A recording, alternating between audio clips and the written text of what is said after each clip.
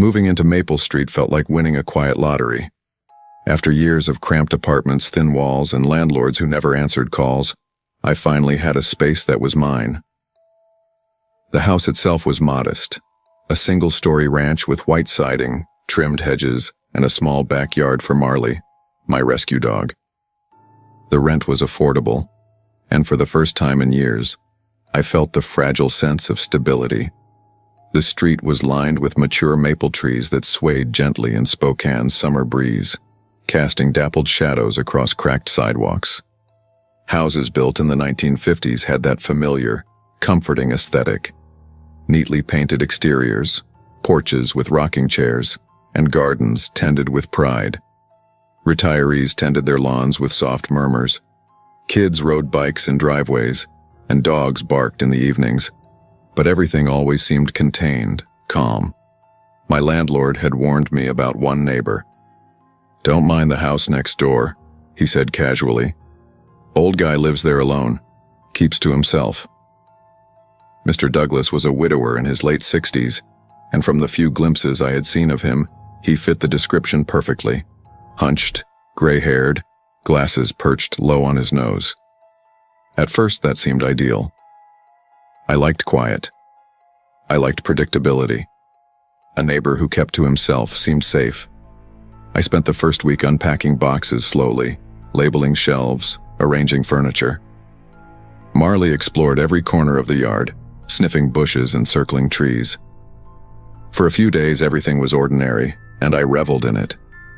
I started planning routines, morning coffee on the porch, walks with Marley, checking emails, tending the flower beds. It was ordinary life, the kind I had craved for so long. Then came the first uneasy feeling. It wasn't loud or alarming, just a subtle prickling on my skin, like static electricity, a sense that I wasn't alone even when I should have been. I paused while arranging my kitchen shelves, glancing toward the window next door. For a split second I saw movement. A narrow slit of the blinds had opened, and a pale face stared directly at me. It was so fast I almost convinced myself I imagined it. But my pulse raced. Marley growled softly, her hackles raised. I stepped back, staring, but when I looked again, the blinds were shut, motionless. I forced myself to breathe, telling myself it was curiosity, a lonely man peeking at the new neighbor. That night, sleep came fitfully, filled with imagined shadows and whispered movements outside my window. Within days, the sightings became more frequent. I noticed small, subtle signs, blinds twitching when I stepped onto my porch, shadows lingering behind the thin curtains, the faintest outline of someone standing in a window that should have been dark. Marley became more alert, growling at empty air, ears stiff. One evening, as I watered the flower beds, I caught him again. A thin figure pressed slightly against the window, tilting his head as if studying me. I froze, heart thundering in my chest. My instinct was to retreat, but a flicker of curiosity, or perhaps defiance, made me wave. Nothing. The figure disappeared as quickly as it had appeared. I tried rationalizing it. Maybe he was lonely. Maybe he was merely curious about the new tenant. I told myself these were harmless observations. Yet every day I became more aware of the spaces between us, the subtle movement of shadows, the way light reflected off the blinds in unnatural ways. The neighborhood, once comforting, became suffocating. Every passing car felt like a potential observation point. Every porch light flicker seemed deliberate. I started keeping a journal, noting times and movements, trying to establish patterns to prove that I wasn't imagining things. But the patterns were inconsistent. Mr. Douglas was clever, patient, almost invisible when he wanted to be. It was during one of these evenings, as I grabbed my mail from the box, that I noticed the first sign that this was more than curiosity. There, slipped into my mailbox, was an envelope. No stamp, no return address, no markings. Inside were 3 photographs. My heart leapt and then sank. The first photo showed me carrying groceries from my car. The second, sitting on the porch, reading a book. And the third showed me asleep on my couch, the camera angle unmistakably from my window. My hands shook violently, dropping the photos to the ground. Marley whined and pressed against me. I ran next door, pounding on Mr. Douglas's door. No answer. Only the slight movement of his blinds, like a warning. After the photographs, paranoia set in. I bought blackout curtains and drew them tight. I slept in shifts with Marley curled against me, checking every sound, every creak. But the feeling of being watched persisted. At 2:30 a.m., she growled at the window. I sat up and saw him, Mr. Douglas, in the faint glow of the streetlight, staring directly at me. The stillness of his figure and the unblinking gaze froze me in place. The psychological strain became unbearable. Every step outside, every routine, every glance across the street carried weight. The once comforting street, lined with maples, now felt like a stage for surveillance. I could hear every whisper of wind against the siding, every distant car, and interpret it as a threat. I tried the police again. Their response was procedural, clinical. Creepy, one officer said, but hard to prove. Their lack of action made the tension worse. I felt trapped in my own home, forced to rely solely on my instincts for protection. The next week, I awoke to faint noises inside the house. A soft click, like a door latch. Marley barked furiously. My heart raced. I grabbed my phone to dial 911, but the unmistakable sound of blinds lowering from the living room froze me. From inside my own home. Sleep became impossible. I took to sleeping in shifts, securing windows, checking locks multiple times each night. Every noise became a potential threat, every shadow a signal. 2 nights later, I woke at 3 a.m. to the sound of shuffling outside my window. Marley growled low, her hackles raised. I peeked through the curtains. Mr. Douglas stood in his yard, head tilted, motionless, observing. I backed away. My pulse rattled my chest. The quiet street now felt like a trap. I realized then that the danger wasn't just the neighbor. It was the invasion of my private space, the subtle control over my routines, my perception, my comfort. It was psychological, deliberate, and precise. I had to escape. By September, I broke my lease and moved in with a friend across town. The relief of leaving was profound, yet the lingering paranoia remained. Every window I passed, every shadow on a wall, I imagined eyes following me. The streets felt smaller, the trees less protective. Safety is fragile. Danger does not always announce itself violently. Sometimes it observes, waits, and quietly infiltrates the spaces you trust. Awareness, vigilance, and trusting your instincts are not paranoia. They are survival skills. Once you've had a neighbor who watches, you carry that awareness forever. You never truly feel alone again. I thought buying a house would finally give me peace. Years of cramped apartments, noisy neighbors, and broken plumbing had left me exhausted. When I found the pale blue 2-story on Willow Bend in Salem, I felt a strange, long-awaited relief. The maple tree in the front yard swayed in the spring breeze, promising normalcy. It was modest, sure, but stable. And after years of scraping together rent and utility bills, I could finally call it mine. The cul-de-sac was quiet and orderly. Lawns were freshly mowed, mailboxes leaned politely, children rode bikes in the street, and neighbors waved from porches. My work as a dental hygienist paid enough to keep me comfortable, and I had routines. Morning coffee on the porch, checking emails, returning calls, and the occasional Friday night dinner with coworkers. It felt ordinary, normal, safe. Across the street, however, stood an anomaly. 112, Willow Bend. The house was larger than mine, with peeling white paint and a porch swing that sagged as if weighed by years of disuse. The listing sign had been removed months before, and yet the house never seemed empty in the right way. The windows remained dark, the mailbox empty, but the alarm system sat in silence, or so I thought. I hadn't noticed anything suspicious at first. Empty homes, after all, are common in any neighborhood. That changed the first Saturday in May. I was reading in bed when a shrill, piercing shriek ripped through the cul-de-sac. The alarm at 112 Willow Bend blared like an emergency siren, red light flashing from the second-floor window.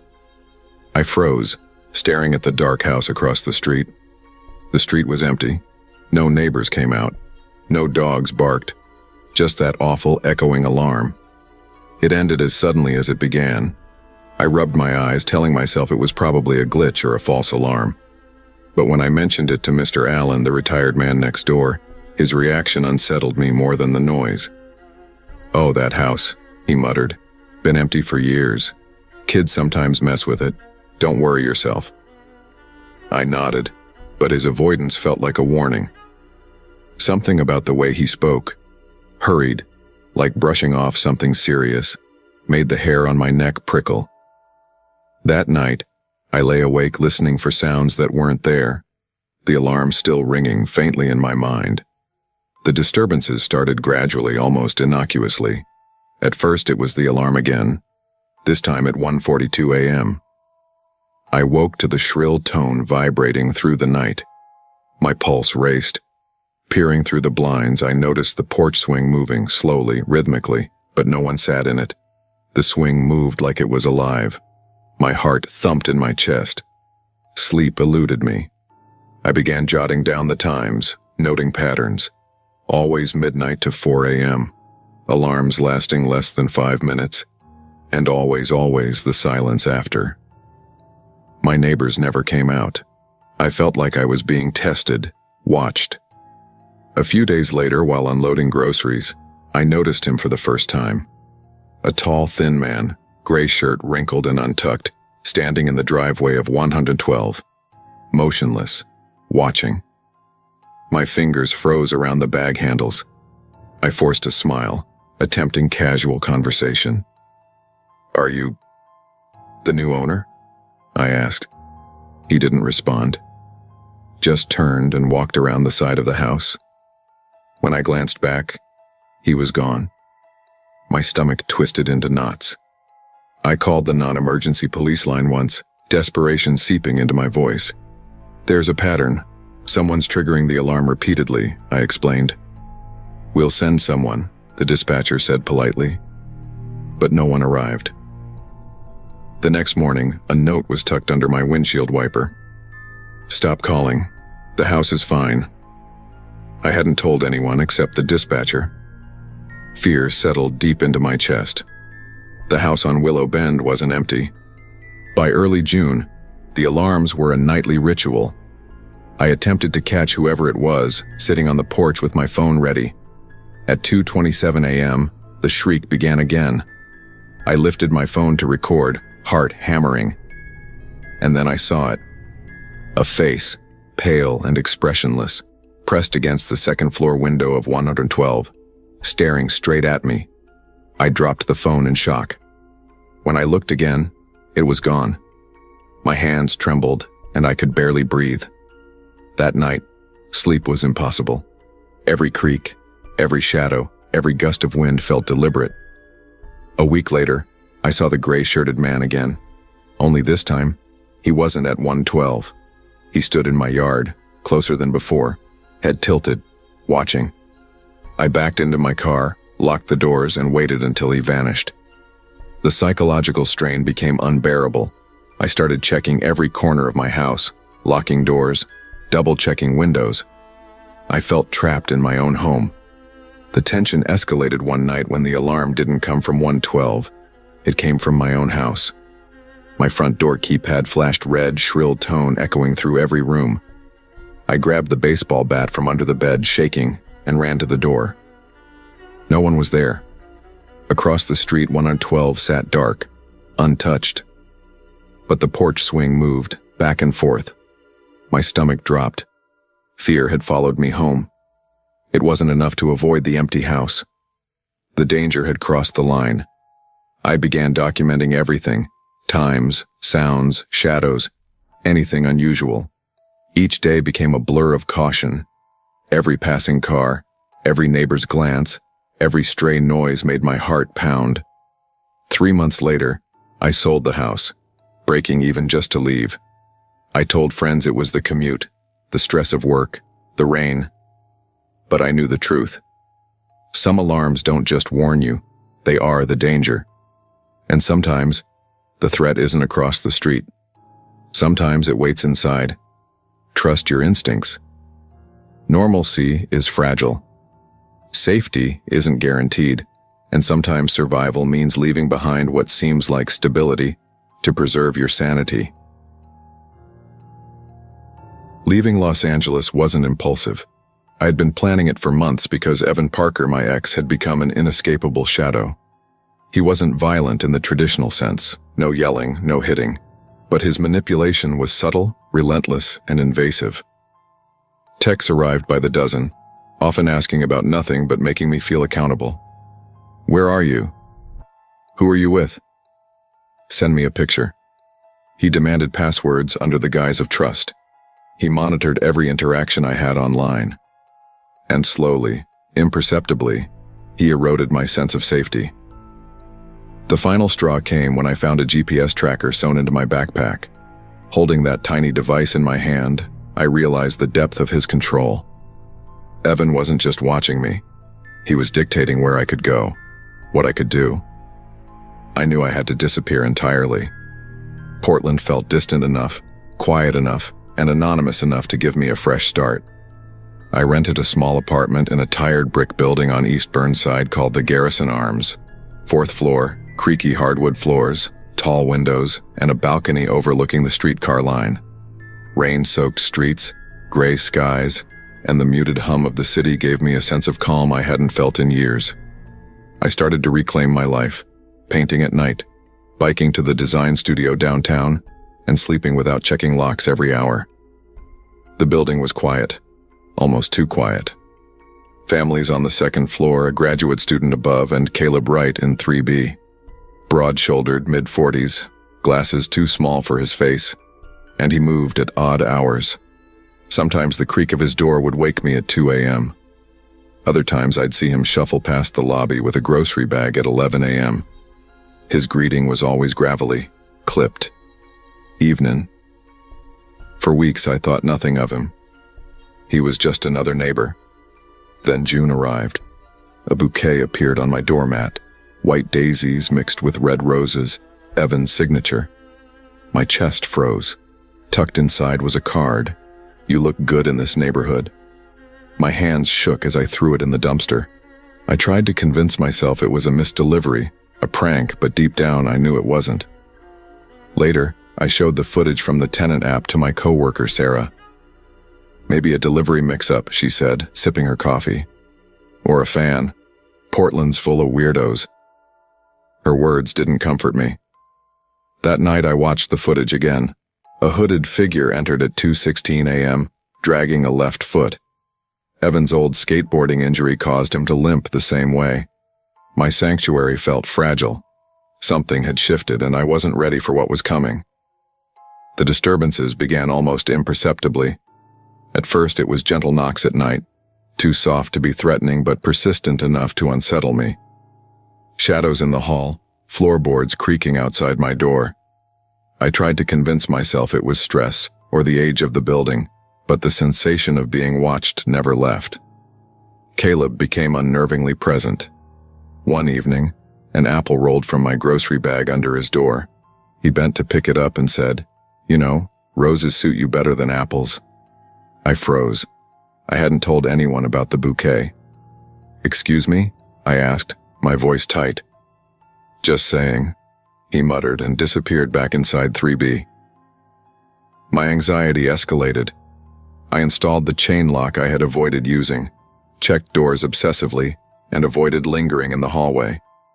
Every pause Caleb took in the hall, every glance at my door, felt threatening. My apartment became a prison. One evening, returning from work, I found my balcony door ajar. I remembered locking it. A wine glass sat on the counter, fingerprints faint against its rim. My breath caught. I called my mother in California. "Maybe you're just forgetting things," I said, trying to sound calm. "Honey," she replied softly, "people don't forget doors opening themselves." Sleep became restless, Every creak, every shadow, every sound reminded me I was no longer alone. Someone shared my space, uninvited, and I didn't know who or why. A week later, proof arrived. A small white AirTag taped beneath my bike seat. Panic surged like fire. I took it to the police along with photos of the bouquet, past messages from Evan, and surveillance footage. The officer's face was sympathetic but hesitant. "We'll file it, but without direct threats, it's complicated," he said. Complicated wasn't enough. When I returned, Caleb leaned in his doorway, hands in pockets, eyes flicking toward my bike. My stomach knotted. Every shadow, every sound in the hall reminded me that someone too close was watching. Not just Evan, thousands of miles away, but someone present, Caleb. I fortified locks, installed cameras, and drew blackout curtains. My apartment became less of a home and more of a cage. Every subtle sound, the floor creaking, a door slamming, the hum of the streetcar, felt like proof of intrusion. Sleep became a battlefield. One night at 2:40 a.m., I woke to slow, deliberate footsteps outside my door. My heart pounded, then a whisper, "Still mine." I froze.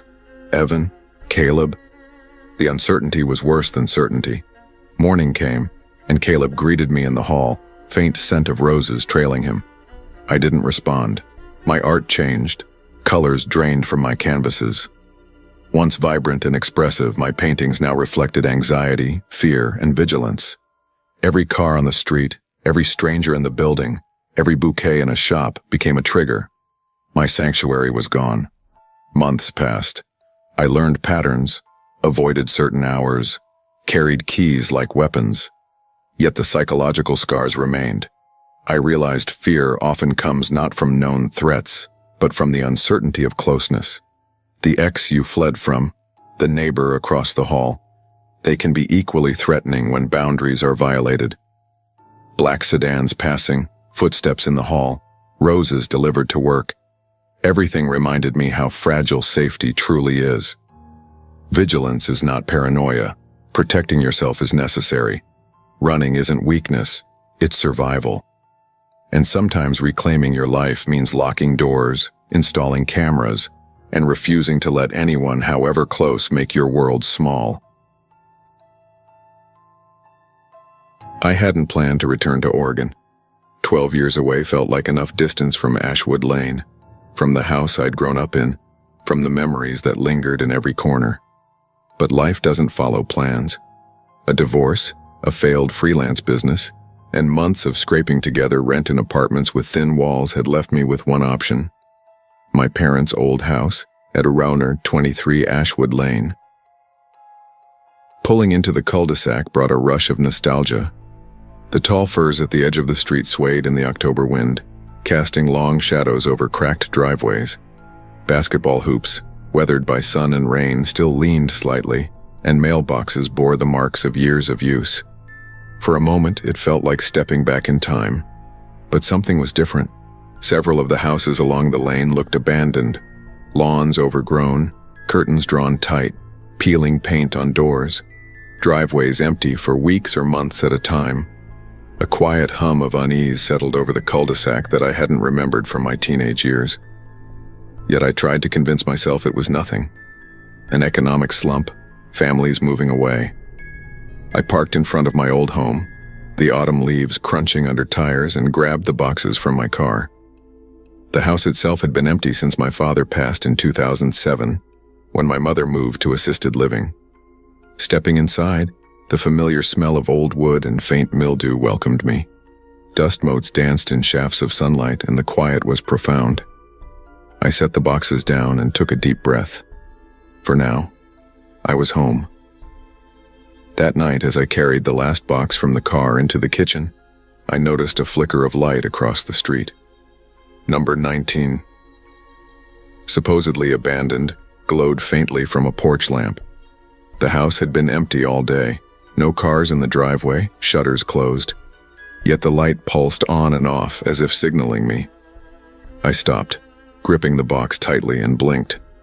A second later, the upstairs window opened slightly, and a shadow shifted behind the curtains.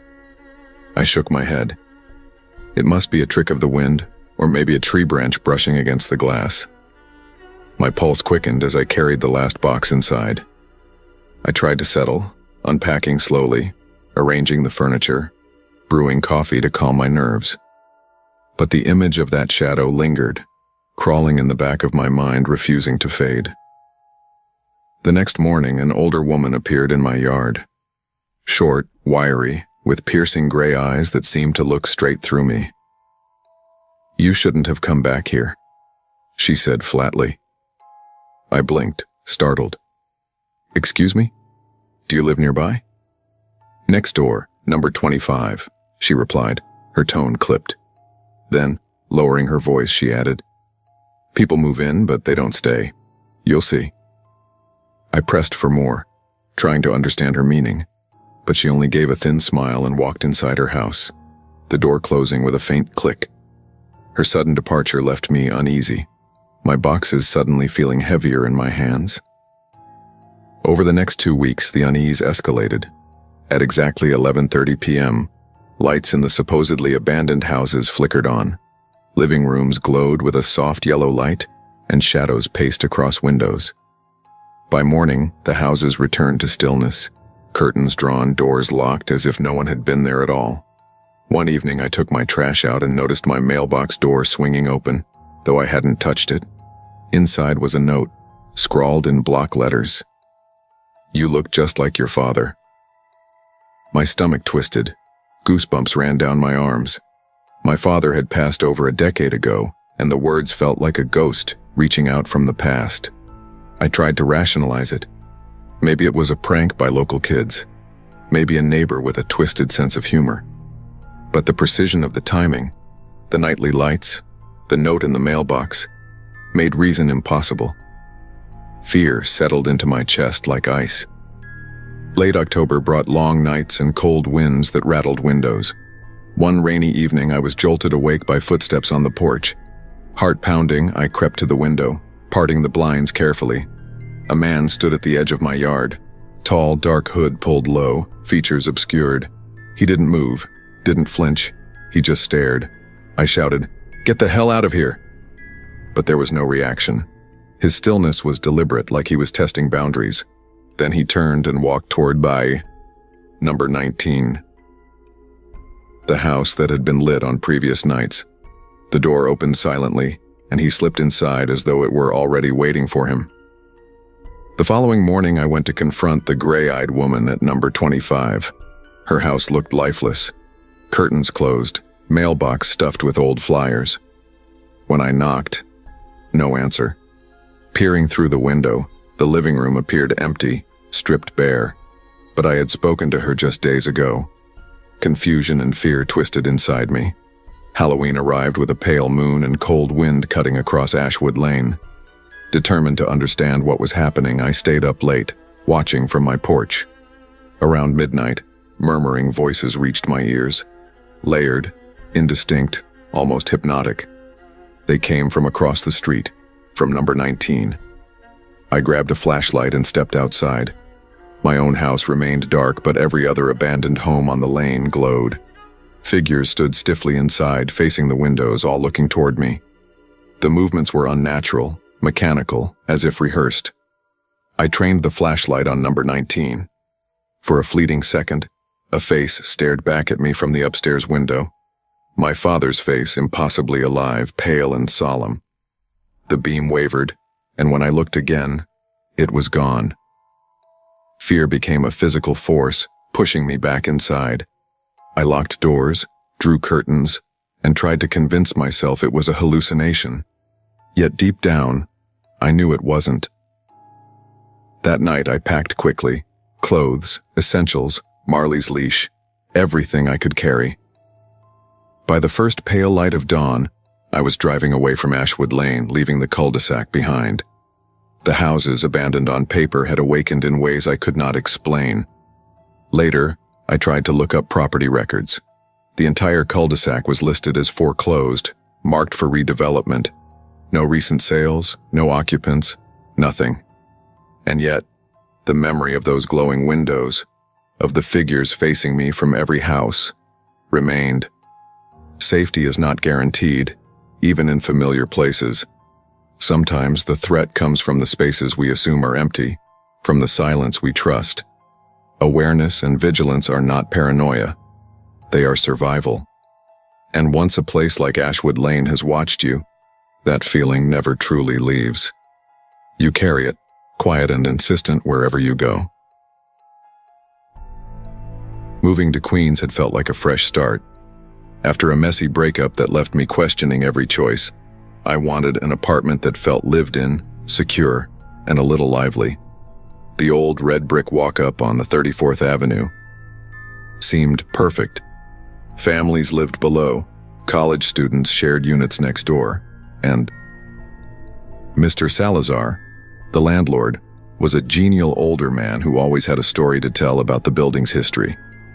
At 29, teaching art at a local high school, I thought I had my life somewhat figured out. My days were comfortable, lesson plans in the morning, sketching at night, listening to podcasts before bed. Routine became my anchor. I told myself it wasn't dullness, it was safety. I needed that. For the first few months, it worked. The building had its quirks, narrow hallways, creaking pipes, neighbors' laughter echoing through the walls, but nothing felt threatening. My small third-floor apartment was cozy, with sun streaming through the windows in the late afternoon, casting soft shadows on the hardwood floor. I could overlook the fire escape. It was old, iron, slightly rusted, but it gave the apartment a charming, almost cinematic feel. Then the first oddity occurred. One morning I woke to find my curtains open, though I had closed them the night before. I blamed myself. I'd been grading papers until 2 a.m., distracted. A week later, my phone charger disappeared from its outlet, only to reappear under the couch. Small, forgettable inconveniences, or so I thought.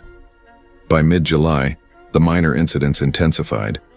I began waking at odd hours, hearing footsteps in the hall outside my door that didn't belong to anyone I recognized.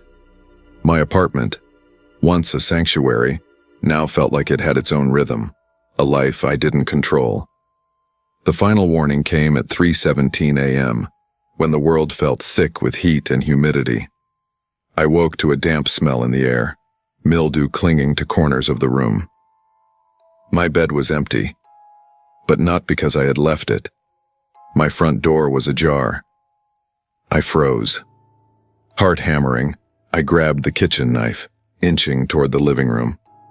My bare feet whispered over the hardwood. Muddy footprints stretched from the fire escape window across the rug, stopping at the threshold of my bedroom. Someone had been standing there, watching. The next morning, I reviewed the footage from the small 360-degree camera perched on my bookshelf. My hands shook as the video loaded. At 2:47 a.m., a figure climbed silently through the fire escape window. It was a woman, thin, wet, her dress clinging to her frame, hair hanging like seaweed. She moved deliberately, as if she belonged. She wandered the apartment for nearly an hour, leaving nothing touched, nothing disturbed, then exited through the front door at 3:38 a.m. It was surreal, almost like a ghost, but the camera captured every detail, irrefutable and horrifying. 2 days later, while sweeping near the fire escape, I found a small glass jar tucked beneath the curtain. Inside was a bundle of hair, my hair, tied with red thread. My stomach turned. I recalled the gallery opening I had hosted in June, where a woman lingered by one of my paintings, a sleeping figure, and whispered to herself, "Do you think they knew you were watching them?" It clicked. The woman had followed me from the gallery. She had been observing me long before she entered my apartment. I called the police immediately. Officers arrived, reviewed the footage, took the jar, and left. One officer recognized the woman. "She's been arrested before," he said. "Trespassing at galleries, fixating on artists. Never violent, but persistent." Persistence. The word hung in my mind. She didn't break things. She didn't threaten me directly.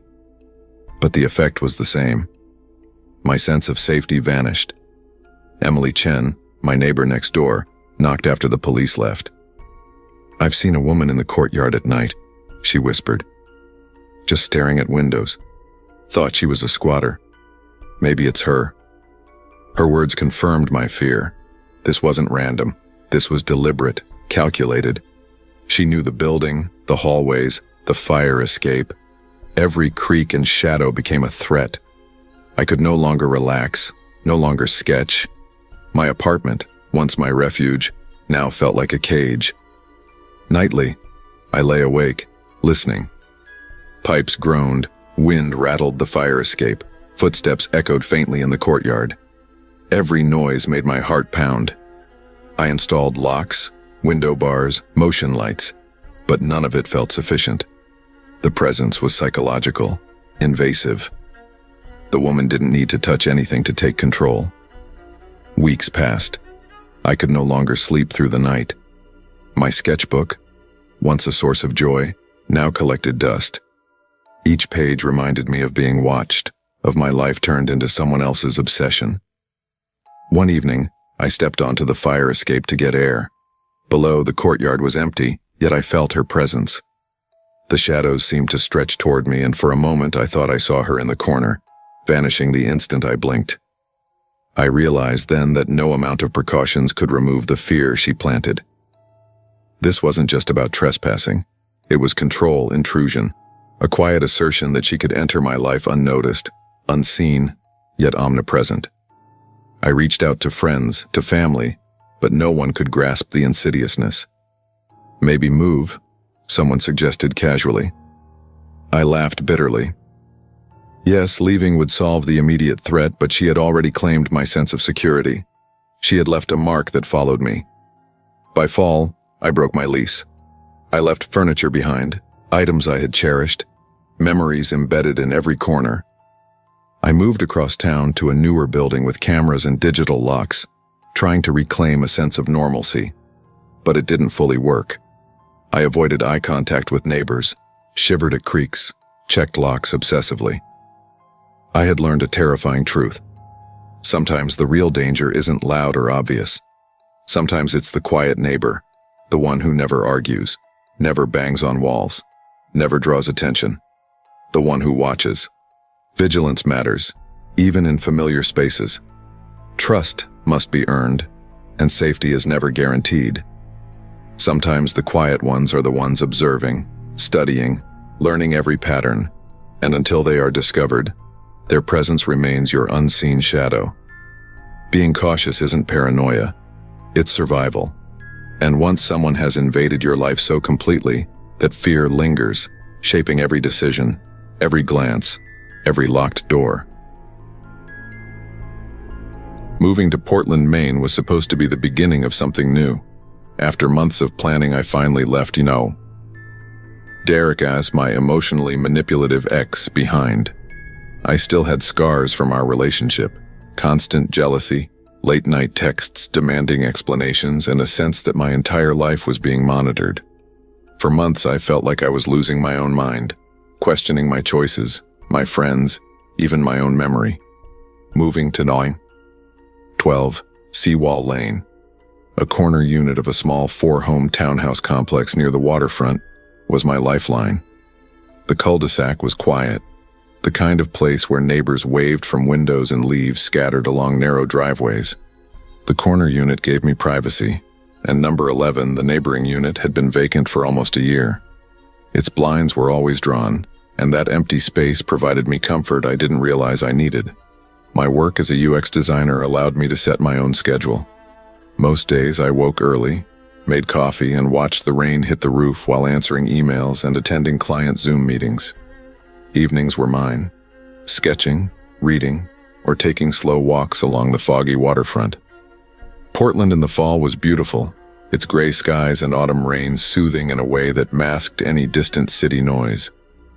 For the first time in years, I felt free. I left my bedroom window slightly open at night, enjoying the soft patter of rain and the occasional fog rolling in from the water. I laughed again, cooked simple dinners without stress, and painted late into the night, feeling like I belonged somewhere for the first time. That Friday evening, I was upstairs in my office, a mug of tea steaming beside my laptop. Around 8:30 p.m., a faint thump echoed through the wall. I froze, ears straining. Probably the wind, I muttered, returning to work, though the sensation of unease lingered. An hour later the sound returned, heavier, deliberate, like furniture scraping. Then a hollow creak, as if someone was pacing slowly just beyond the wall. My pulse quickened. Rational thought collided with instinctive fear.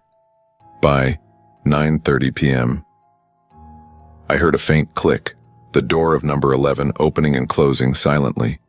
I peeked out the window at the cul-de-sac. Orange street lamps cast shadows across the empty street, and the vacant townhouse looked still. Yet the sound persisted, deliberate and controlled.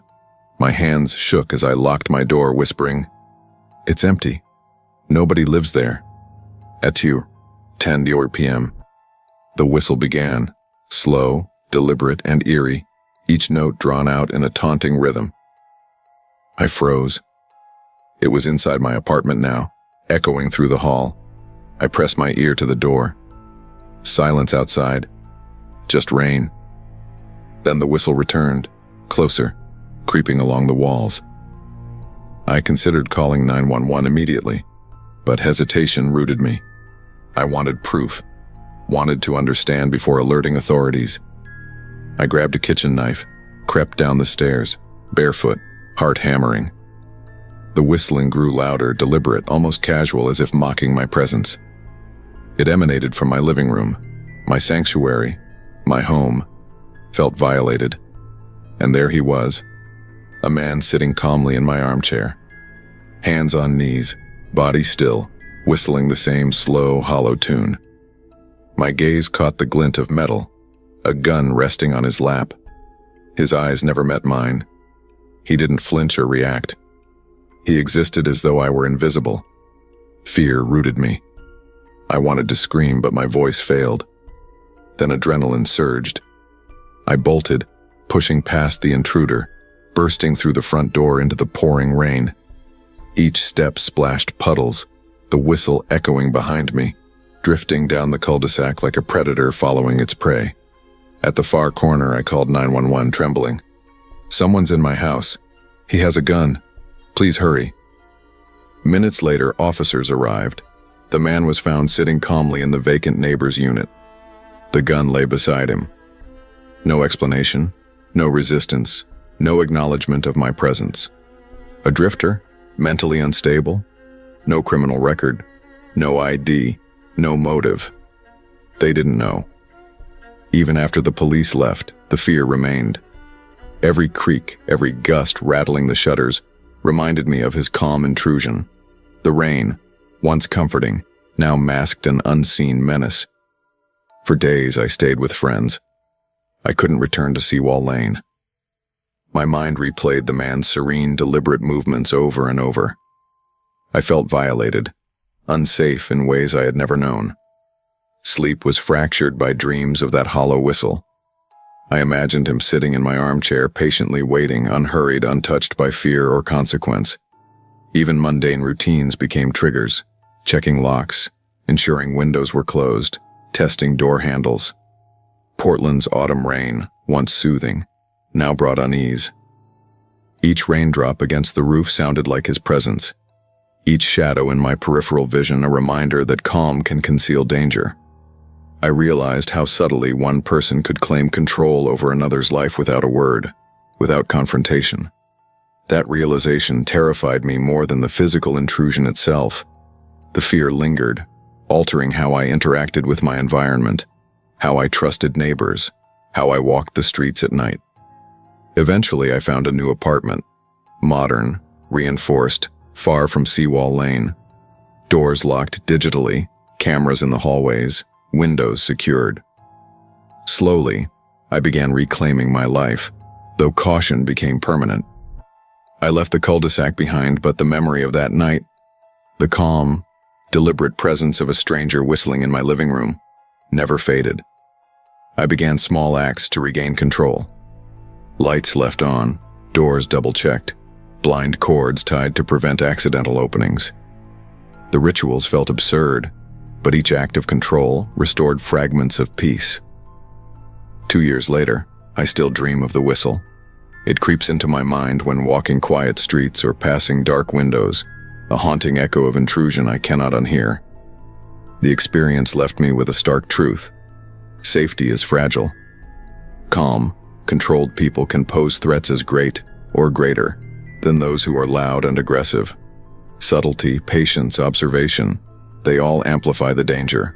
One deliberate person can shape fear without violence, yet their presence lingers indefinitely. Vigilance and respect for personal boundaries are crucial. Empty spaces are not always safe. Calm is not always benign.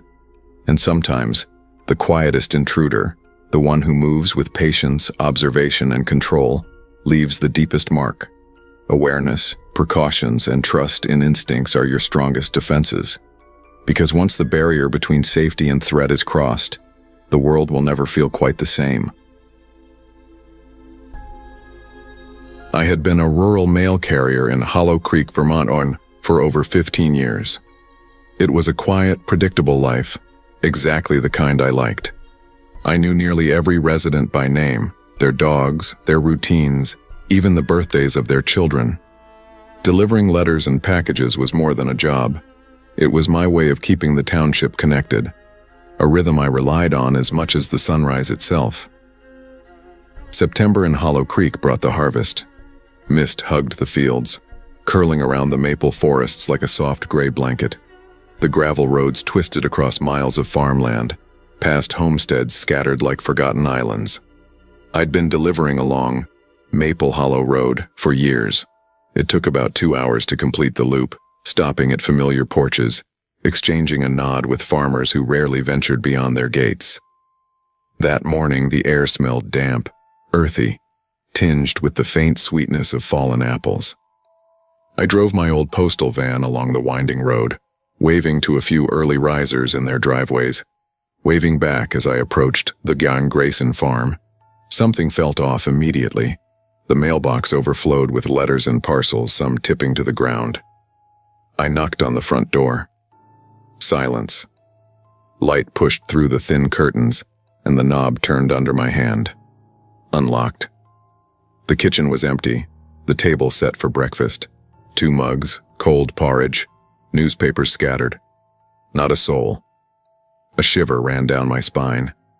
I checked the surrounding fields. No tractors, no dogs barking, no movement at all. Only the low, persistent hum of wind over cornstalks. I left the parcels on the porch, shook my head, and continued down the road. By mid-morning, I noticed a pattern. At Harrison Farm, pension checks stacked in the mailbox. At Lindsay Homestead, a half-drunk cup of coffee and toys left scattered in the yard. Doors unlocked, fields empty. Radios crackled with static, no signal. My radio, normally my lifeline, emitted nothing but white noise. Something was wrong. Terribly wrong. Even with 15 years of experience, I felt unease creeping into my bones. Something that shouldn't be there had replaced what I knew as routine.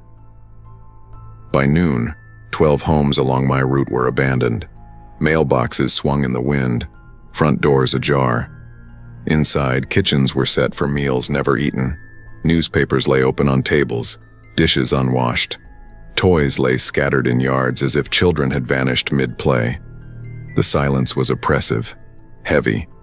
At the Petro homestead, the strangest sight yet awaited. A cold sandwich lay half-eaten on a moldy kitchen counter. The television flickered static in the otherwise empty living room. Family photos hung crookedly, faces scratched out with deep, deliberate lines. I stepped back, voice trembling. "Hello?" Only the wind answered, carrying a faint, high-pitched laughter, childlike, echoing, impossible. I called my supervisor, Marge Elliott, through my phone. Static, no response.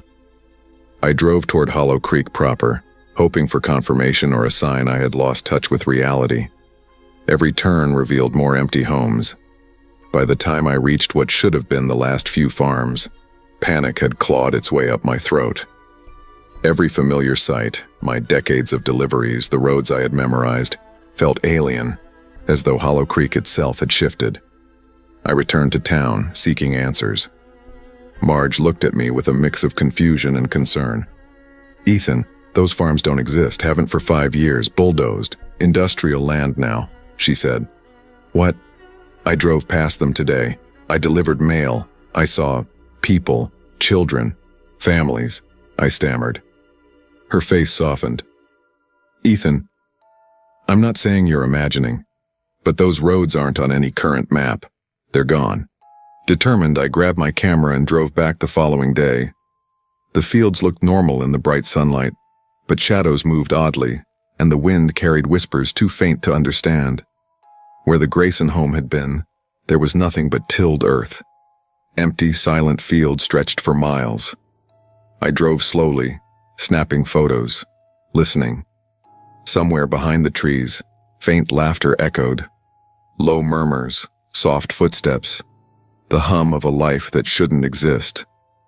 I could almost imagine the mailboxes, the kitchens, the porches filled with families frozen in time. At dusk, I saw him. Bill Harrison. Staggering from behind a maple. His hair was gray, posture hunched, half drunk.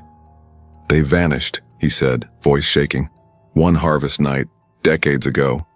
Government said it was for progress. Left the land cursed. Children still play at sunset. If you listen." I shivered, staring at the golden fields. Soft, distant laughter carried on the wind.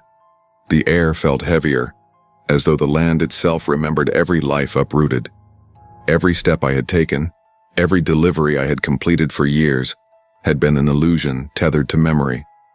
The image of empty kitchens, toys abandoned mid-play, families erased from maps, haunted me. I never returned to that route.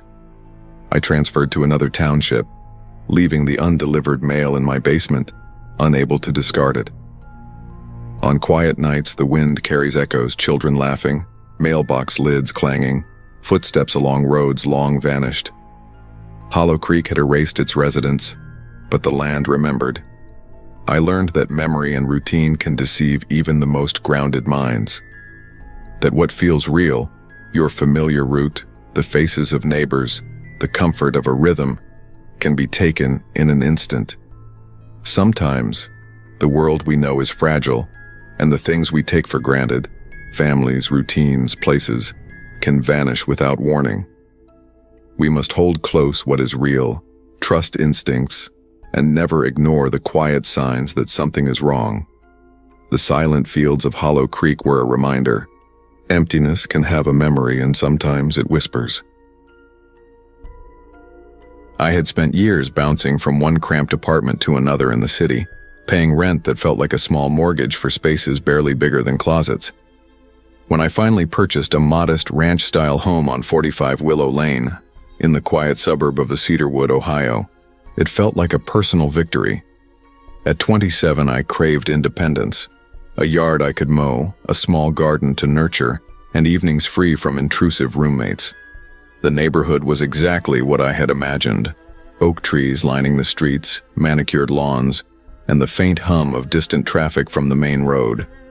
Cul-de-sacs curved gently, offering privacy without isolation. I could already see myself enjoying the calm, tending to plants, maybe even grilling on weekends. But as I carried boxes up the narrow walkway, my attention kept drifting to the house next door. Number 47. Its paint was peeling, the lawn unkempt, and newspapers had stacked up in the mailbox for weeks. Behind dusty curtains, I thought I saw movement, though I dismissed it as imagination. Then I noticed her. An elderly woman sitting perfectly still by the window, her eyes fixed on me as I adjusted the mailbox. She didn't blink, didn't look away, simply watched. I waved and she gave the faintest nod, her expression unreadable. My first instinct was to chalk it up to loneliness. A widow, perhaps, with nothing else to do but observe her surroundings. I reminded myself not to judge too quickly. First impressions can be misleading. By the end of my first week, I began to notice patterns. The woman, whom I learned was Mrs. Eleanor Whitman, appeared at her window almost exactly 5 minutes after I stepped outside. Watering the lawn? She was there. Adjusting the mailbox? There she was. It was precise, almost ritualistic. I mentioned it to a neighbor across the street, but they laughed it off. "Oh, that's Eleanor. She's harmless, just likes to watch the world go by. Don't let her worry you." Still, there was an edge to it, a sense that someone watching you with that level of consistency isn't merely curious. They're invested. I brushed off the unease as paranoia, though a small knot of discomfort began growing in my stomach. By the third week, the situation escalated. I discovered something in my backyard one morning. A set of partial dentures, damp and cold from the night air, tossed over the 6-foot fence. I froze, holding them as disbelief collided with fear. Security footage revealed someone had been in my yard around 3 a.m., though the image was grainy and unrecognizable. When I confronted Mrs. Whitman on her porch, she appeared calm, almost eerily so. Nightgown and slippers, her hair pinned neatly atop her head. She held the dentures delicately as though they were precious. "These are mine," she whispered, voice trembling slightly. My boy. He would have wanted me to keep them. I stepped back, uneasy. "Your son?" Her lips tightened, eyes distant. "Tommy, you don't understand. He'd be proud." I didn't press further, retreating to my own property with my mind racing. The boundaries of reality felt thin. I'd encountered eccentric neighbors before, but this was something different. Obsession wrapped in grief. Over the next month, behaviors intensified. Doorbells rang at odd hours. 11:00 p.m., 1:00 a.m., 2:30 a.m., and shadows flitted behind curtains. Small, peculiar gifts appeared on my porch. A casserole she claimed was Tommy's favorite, a hand-sewn cloth supposedly made by him. Each object carried a layer of unease. I never knew whether to accept them or dispose of them immediately. It was late one Thursday night, around 1:20 a.m., when the situation crossed the line from unsettling to dangerous. I awoke to the sound of jiggling at the back door. Heart hammering, I peeked through the blinds. Mrs. Whitman stood there, prying the door with a butcher knife, muttering incoherently. "I know you have him. You broke your promise, Tommy." Adrenaline surged. I grabbed a nearby chair for protection, holding it between us. Glass rattled as she swung the knife, shards tinkling on the floor. Every instinct screamed to flee, but I had to keep her from entering fully. I dialed 911, voice shaking. Officers arrived within minutes, restraining her. Even then, she seemed trapped in another world, speaking of letters, wars, and promises broken decades ago. I learned that Thomas, her son, had died in Vietnam in 1969. Her fixation on the past, coupled with grief and dementia, explained the obsessive behavior, but not the terrifying precision with which she had monitored me. After the incident, I overhauled security, cameras, reinforced locks, motion sensors. I avoided being in certain parts of the house at night, wedged chairs against doors, and double-checked locks constantly. Even when the immediate danger had passed, the psychological impact lingered.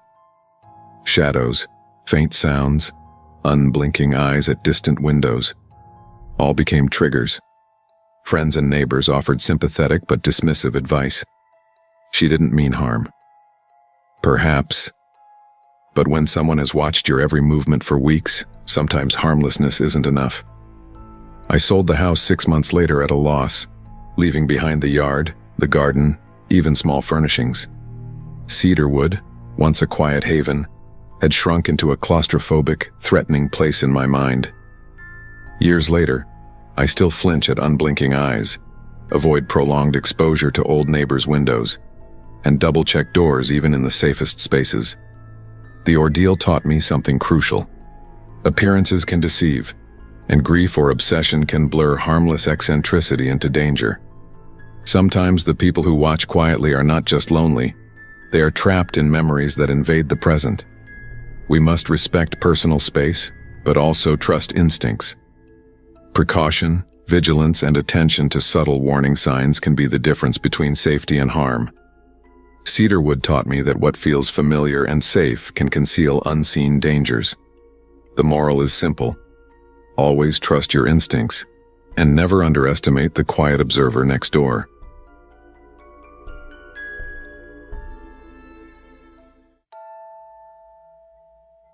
I was 17 when my mother and I moved to Bellevue, Washington. It was the fall of 2017, and the air carried that particular crispness you only notice when the leaves are starting to let go of their branches. My parents' marriage had just unraveled, and my mother decided a fresh start would heal us both. She found a modest rental in a quiet cul-de-sac. The place wasn't grand. 3 bedrooms, faded yellow siding, a fence that leaned a little to the left. But to her, it was a promise of stability. To me, it was just another reminder that nothing would ever be the same again. I remember unpacking boxes in my new bedroom, watching Bella, my golden retriever, run circles around the fenced backyard. She was my anchor, my best friend since I was 12. I trusted her more than anyone. People had disappointed me too many times already. My father's absence was still raw, and even my mother's optimism sometimes felt like a lie. But Bella's wagging tail never betrayed me. The neighborhood looked perfect on the surface. Manicured lawns, trimmed hedges, and families waving at each other as they drove past. It seemed so normal it almost hurt. But it didn't take long for that illusion to crack. On our second evening, I heard a knock at the door. When I opened it, a girl about my age stood there with a plate of cookies. She had long brown hair, a pale face dotted with freckles, and a smile that looked a little too rehearsed. "Hi, I'm Jessica. I live right next door," she chirped. "And you must be Chloe." I nodded, taken aback by her confidence. "Yeah, we just moved in." "I know." She tilted her head slightly, eyes flicking past me into the living room. "It's so nice to finally have someone my age here. It gets boring, just me and my brother most nights." Her voice was friendly, almost too much. She asked if I liked the school, what bus I planned to take, what classes I was in. She even asked where my mom worked, what my dad did, and if Bella was left outside during the day. I laughed it off, thinking she was just overeager. But even as I smiled and thanked her for the cookies, something unsettled me. Her eyes didn't match her smile.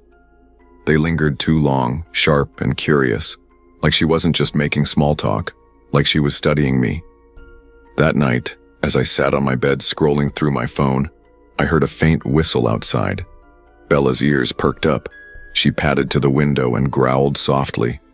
When I pulled back the curtain, I saw Jessica leaning over the fence, whistling and tossing a stick for Bella. She waved at me when she noticed, as if it were the most natural thing in the world. "Just saying hi," she called out. I closed the curtain. Something about her energy didn't feel like friendliness. It felt like intrusion. Maybe it was paranoia from everything else going on in my life. My mother kept saying this move was about starting over, and I wanted to believe her. But as the days passed, I realized some things follow you no matter where you run. And sometimes the thing waiting for you is standing right on the other side of the fence. School became my escape. I threw myself into routines, joined study groups, and found comfort in the chatter of classmates who didn't know anything about my past. But Jessica was always there when I came home. She'd appear at our door uninvited, sometimes holding a plate of brownies, other times with random questions. Once she asked if I could help her with geometry.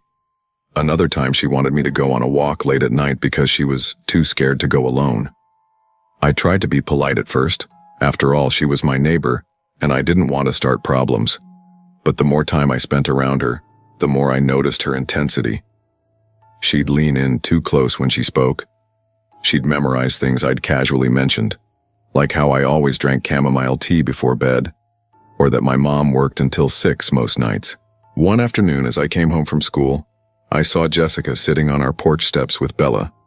She was stroking her fur, whispering something I couldn't hear. Bella wasn't growling, but her ears were flat against her head, and that told me everything. Bella never liked people who gave off bad vibes. "Hey," I said, forcing a smile. "What are you doing here?"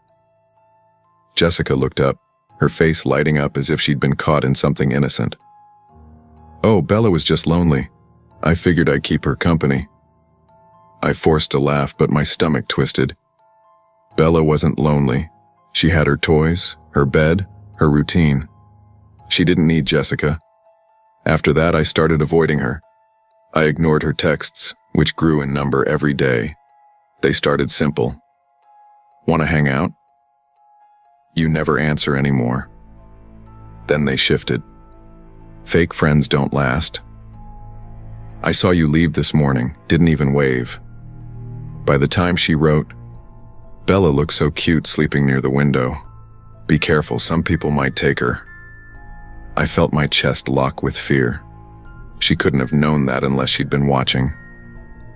That night I pulled down the blinds and sat awake until dawn.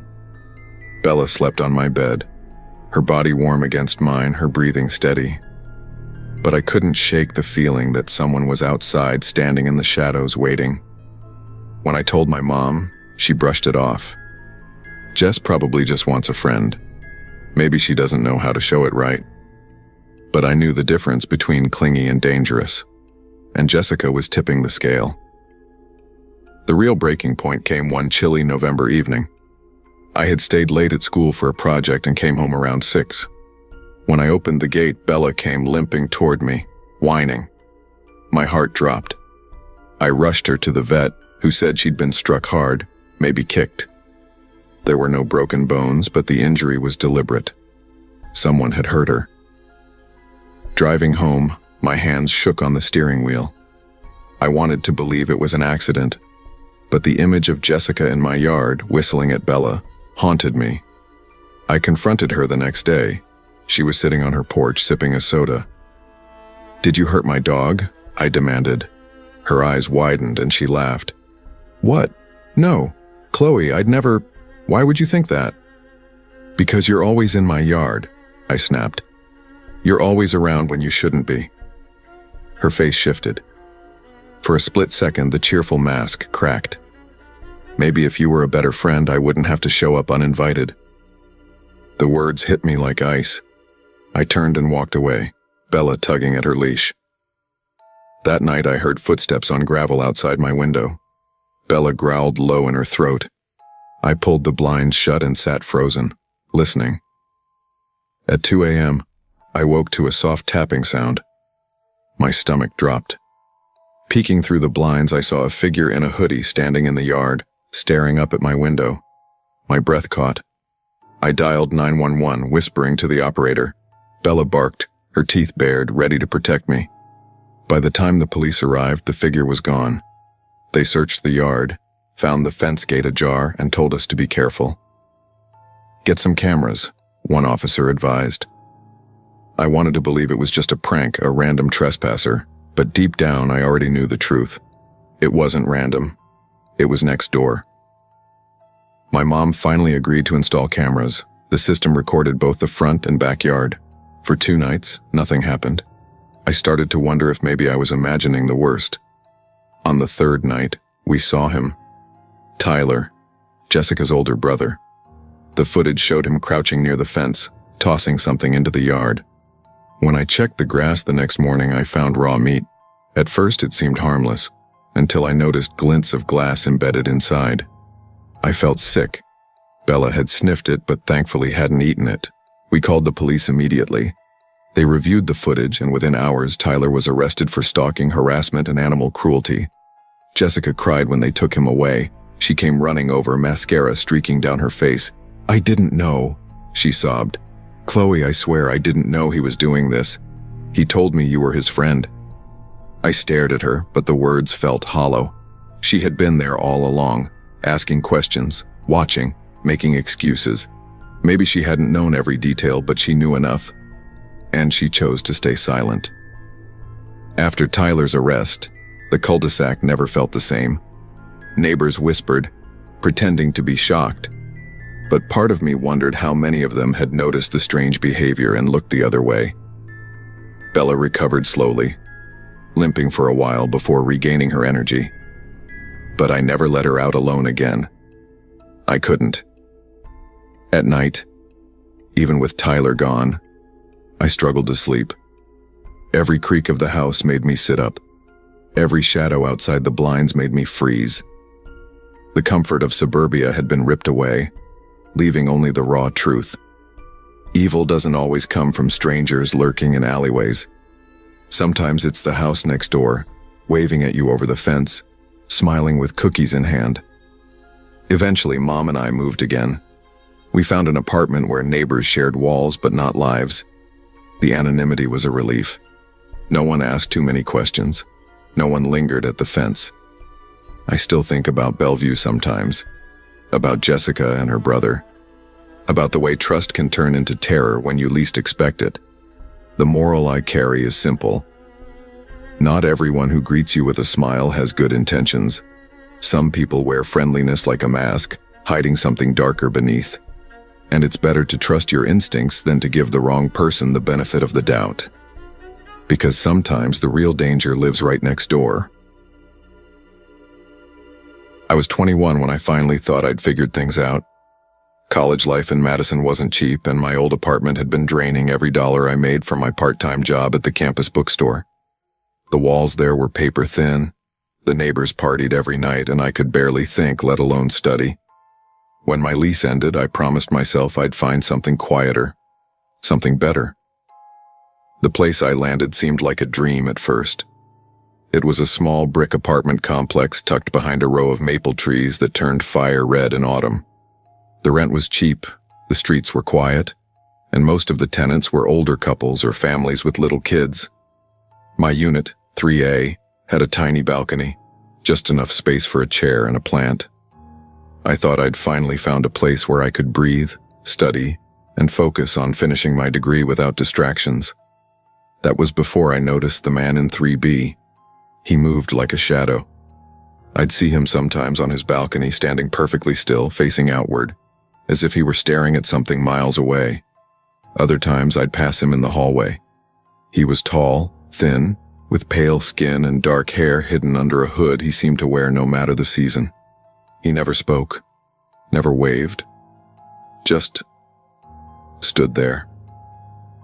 The first time I tried to greet him, it was out of habit. I came home from a late class, and there he was in the hallway standing near his door like he had been waiting for something. "Evening," I said, my voice a little too chipper. His eyes flicked toward me. No words, no nod, just that blank, frozen stare. It made my skin crawl in a way I couldn't explain. At first, I told myself he was just shy or maybe socially awkward. College had taught me plenty about how people handled social interaction differently, and I didn't want to judge too quickly. But over the weeks, his silence began to feel less like shyness and more like something deliberate. There was no attempt at friendliness, no attempt at being neighborly. Only that watchful, unsettling presence. It became a rhythm I couldn't escape. I'd leave for class in the morning and he'd be standing on his balcony, hood up, not moving. I'd come home at night and he'd be in the hallway, leaning against the wall, eyes fixed on nothing, or maybe on me. Always there, always silent. I didn't know then how much that silence would get inside my head, how it would change the way I lived, the way I slept, the way I trusted the people around me. Back then, I just thought it was odd. Unsettling, sure, but harmless. I couldn't have been more wrong. The first real sign that something was off came with small, almost laughable details. My doormat disappeared. It was a cheap one from Target, the kind with faded letters that said, "Welcome." I figured maybe the wind blew it away or some kids grabbed it as a joke. 3 days later, it reappeared, but dirty, soaked through as if it had been left outside during a storm. Then my mail started arriving opened. At first I blamed the post office. Mistakes happen, right? But then I found a bill folded differently than I remembered, with the crease uneven like someone had thumbed through it quickly before slipping it back inside the envelope. I wanted to believe I was overthinking, but things escalated. One night, while I was cramming for a midterm, I heard tapping on my door. Light at first, then steady. I froze.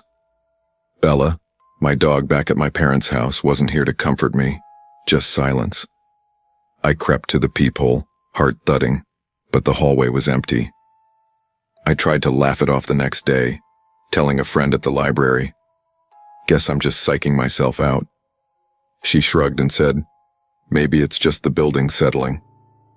But I knew what tapping sounded like, and that wasn't it. Then came the footprints. It was early morning when I noticed them, muddy prints leading down the hallway. I bent down to study them and felt my stomach tighten. They started at 3B and ended right in front of my door. Not past it, not around it. Just there. Staring at that mud drying against my welcome mat, I felt like someone had pressed a hand against my chest and wouldn't let go. I told myself it could have been a delivery guy, maybe even a kid visiting someone else. But deep down, I already knew who had left those prints, and I hated that I didn't know why. It got worse. One night, after a long study session at the library, I trudged home around midnight. The stairwell was dim, only one bulb flickering near the second-floor landing. Halfway up, I froze. My neighbor stood on the stairs above me, hood pulled low, hands in his pockets, staring down. I gripped the railing, every muscle in my body screaming to run, but my legs moved me forward anyway. "Excuse me," I muttered, my voice shaking. I slid past him, heart pounding so hard I thought he'd hear it. He didn't move, didn't react. He just turned his head slightly, tracking me as I fumbled my keys into the lock and slammed my door shut behind me. I sat there on the floor, breath shallow, listening for footsteps. Nothing. I stopped inviting friends over. How could I explain this without sounding paranoid? Even my girlfriend rolled her eyes when I told her. "Maybe he's just socially awkward," she said. "Not everyone's a people person." But awkward didn't explain standing silently in stairwells at midnight. Awkward didn't explain muddy footprints stopping at my door.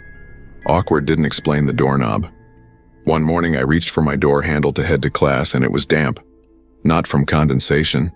Madison was still cold that spring, but clammy, like someone's sweaty hand had been holding it for too long. That was the morning I decided to check the cheap hallway camera I'd set up weeks earlier, half as a joke. I scrubbed through hours of footage until my stomach flipped.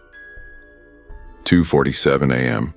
My neighbor in his hoodie, standing outside my door, hand on the knob.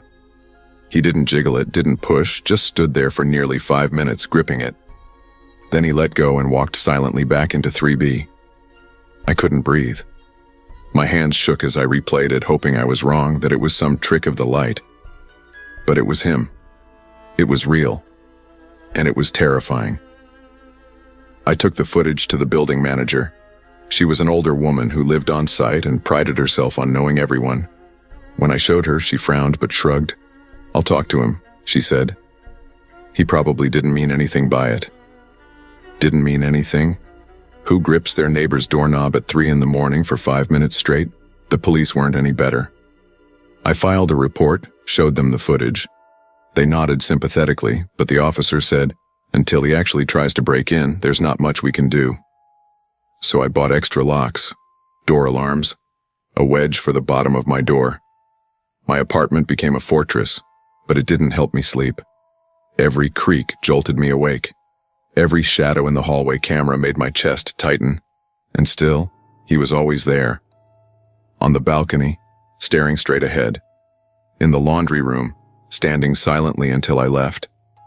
In the stairwell, motionless, blocking the way until I muttered, "Excuse me," and slipped by. It felt like I was being studied. Like I wasn't living next to a neighbor, but next to something unknowable, unreadable. A presence I couldn't escape. My grades slipped. I stopped staying late at the library because walking back alone made me sick with dread. I started cutting through different streets just to avoid running into him outside. But no matter what I did, he was always there. Silent. Watching. When graduation came, I didn't tell anyone my plans.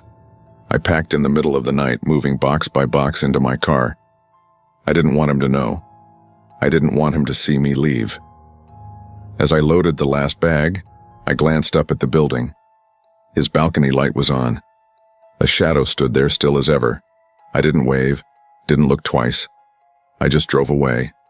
I never went back. Now, years later, I live in a different city. I've got a good job, new friends, and neighbors who nod politely when we cross paths. But I can't shake the habit of checking peepholes twice. I can't walk past a balcony without scanning it for someone standing too still. The silence of that man still lingers in me. He never spoke a word, but somehow his silence was louder than anything else. What I learned is simple. Fear doesn't always come from threats shouted or fights started. Sometimes it comes from what isn't said, from the presence you can't explain, from the quiet eyes watching when they think you're not looking. And I learned to trust my instincts, because silence can be the most dangerous sound of all. When I was 22, I thought moving into my own place would feel like freedom.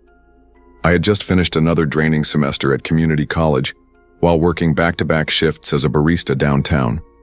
My parents had moved out of state, and I wanted to prove to myself that I could manage without them. The cheapest option I could find was a basement-level apartment in Portland, Oregon, half buried into the ground, with windows just tall enough to peek above the sidewalk. It wasn't pretty. The walls smelled faintly of dampness, and the heating rattled in the winter. The ceilings were low enough that I felt boxed in sometimes. But it was mine, and after years of sharing rooms and couches that felt like a small victory, I bought secondhand furniture, strung a few warm lights across the walls, and tried to convince myself it was cozy instead of claustrophobic. The first few weeks went by quietly. I worked long shifts, came home exhausted, ate cheap pasta, and fell asleep to the hum of the heater. I barely paid attention to the neighborhood, just row after row of small aging houses with peeling paint and quiet front gardens. And then I noticed her. She lived directly across the street in a narrow 2-story house with curtains that never seemed to close.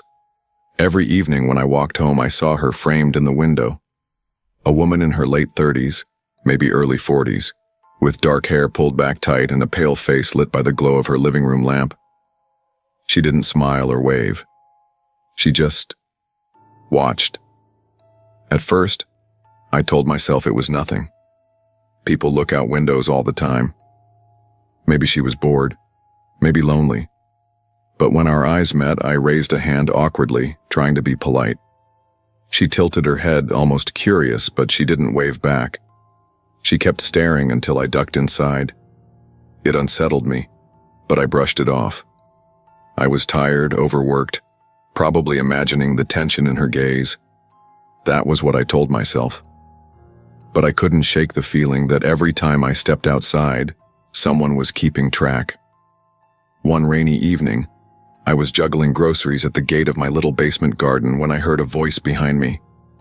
"You shouldn't walk home alone this late."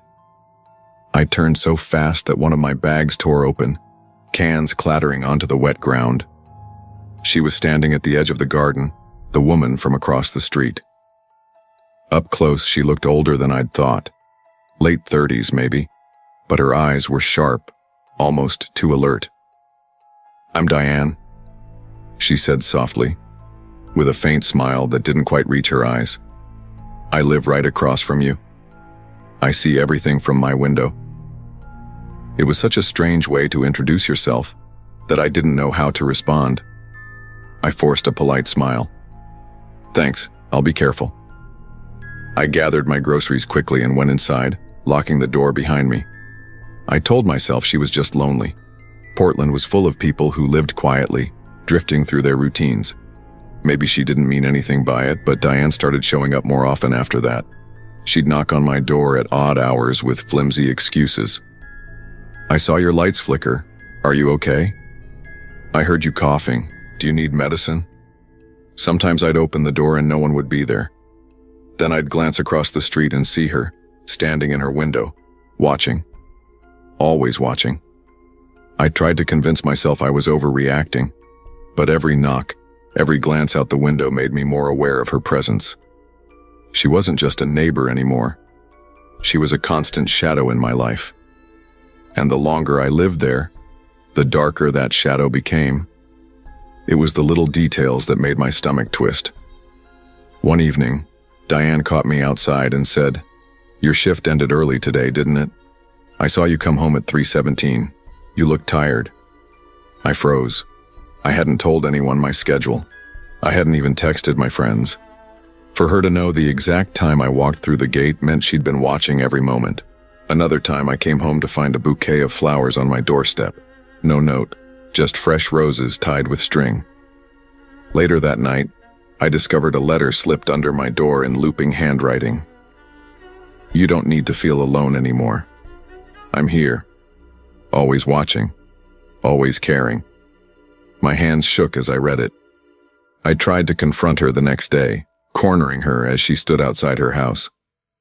"Look, I don't know what you think you're doing, but this has to stop." She laughed lightly, brushing it off. "You should be grateful someone's paying attention to you. No one else is, right?" Her words cut sharper than I expected because she wasn't entirely wrong. My friends were busy, my parents were far away, and I'd been feeling isolated. But the way she said it, as if my loneliness gave her permission, made me want to scream. I started avoiding my own apartment. I slept on friends' couches, stayed late at work, did anything to avoid going home. But Diane noticed. She made comments about the clothes I wore when leaving, the people I walked with, even the music she heard through my thin windows. She wasn't just watching, she was keeping score. The night that broke me came in late February. I woke up around 2 a.m. to a faint crunch of footsteps in the garden. Heart pounding, I crept to the blinds and peered out. Diane was crouched in my garden, her face illuminated by the blue glow of her phone. She wasn't photographing flowers or the street. She had the camera angled directly at my bedroom window. I stumbled back, nearly knocking over a lamp. My shaking fingers dialed 911. When the officers arrived, she was already back across the street, standing calmly on her porch as though she'd been there all along. "She's imagining things," Diane told them smoothly. "I was just getting some fresh air. That girl is dramatic." The officers gave her a warning but told me they couldn't do more without proof of a break-in. I felt like the ground had been ripped out beneath me. For weeks I lived in a constant state of panic. I kept the blinds shut tight, stuffed towels against the cracks in the windows, and slept with my phone clutched in my hand. But no matter what I did, I felt her gaze through the walls, through the curtains. Then, 2 weeks later, I came home from work and froze. My door was unlocked. Inside, nothing was missing, but on my bed lay a single piece of paper, another letter in that same looping handwriting. "You sleep so peacefully. I almost didn't want to leave." My knees gave out. I sat on the floor gasping until I could call my parents. By midnight, I had a bag packed and was gone. With the help of the building manager and the police, I broke my lease within the week. Diane was officially warned and told not to contact me again, but no charges stuck. The word they used was eccentric, not dangerous. I moved back in with my parents for a while, then found another place across town, this time in a busy apartment complex where neighbors minded their own business. But even years later, I can't sleep without blackout curtains. I double-check every lock, every latch, before closing my eyes. I still remember her voice, soft and steady. "I see everything from my window." That's what lingers with me. The realization that someone can invade your life without ever stepping fully inside. That walls and locks mean nothing if someone is determined to stand just close enough, watching until you break. The lesson I carry is simple but painful. Pay attention to your instincts. When someone's attention feels wrong, it probably is. Not every smile means kindness, and not every neighbor is just being friendly. Because sometimes the real danger isn't hiding in the dark. It's standing right across the street, smiling through the glass, waiting to be let in. When I signed the lease on that little one-bedroom apartment in Sacramento, I thought it was exactly what I needed. It was the summer of 2021, and my life was in pieces after ending a 7-year relationship that had consumed most of my 20s. I was 28, teaching art at a local high school, and desperate for a place that felt like mine. The apartment wasn't new by any means. The floors creaked under every step, the plumbing rattled like bones in the pipes, and the air conditioner struggled against the Sacramento heat. But there were tall windows that let in long streaks of sun, a balcony that overlooked the tree-lined street, and just enough space to set up my easel in the corner. I told myself it was a fresh start, and I filled the walls with my own paintings, trying to drown out the emptiness with color. That first week, I met my next-door neighbor. His name was Mark, mid-40s, thinning hair combed carefully over, a strange sort of intensity in his smile that made me shift uncomfortably.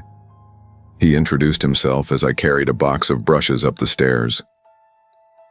"Artists always make such colorful neighbors," he said, his eyes flicking toward the canvases sticking out of the box.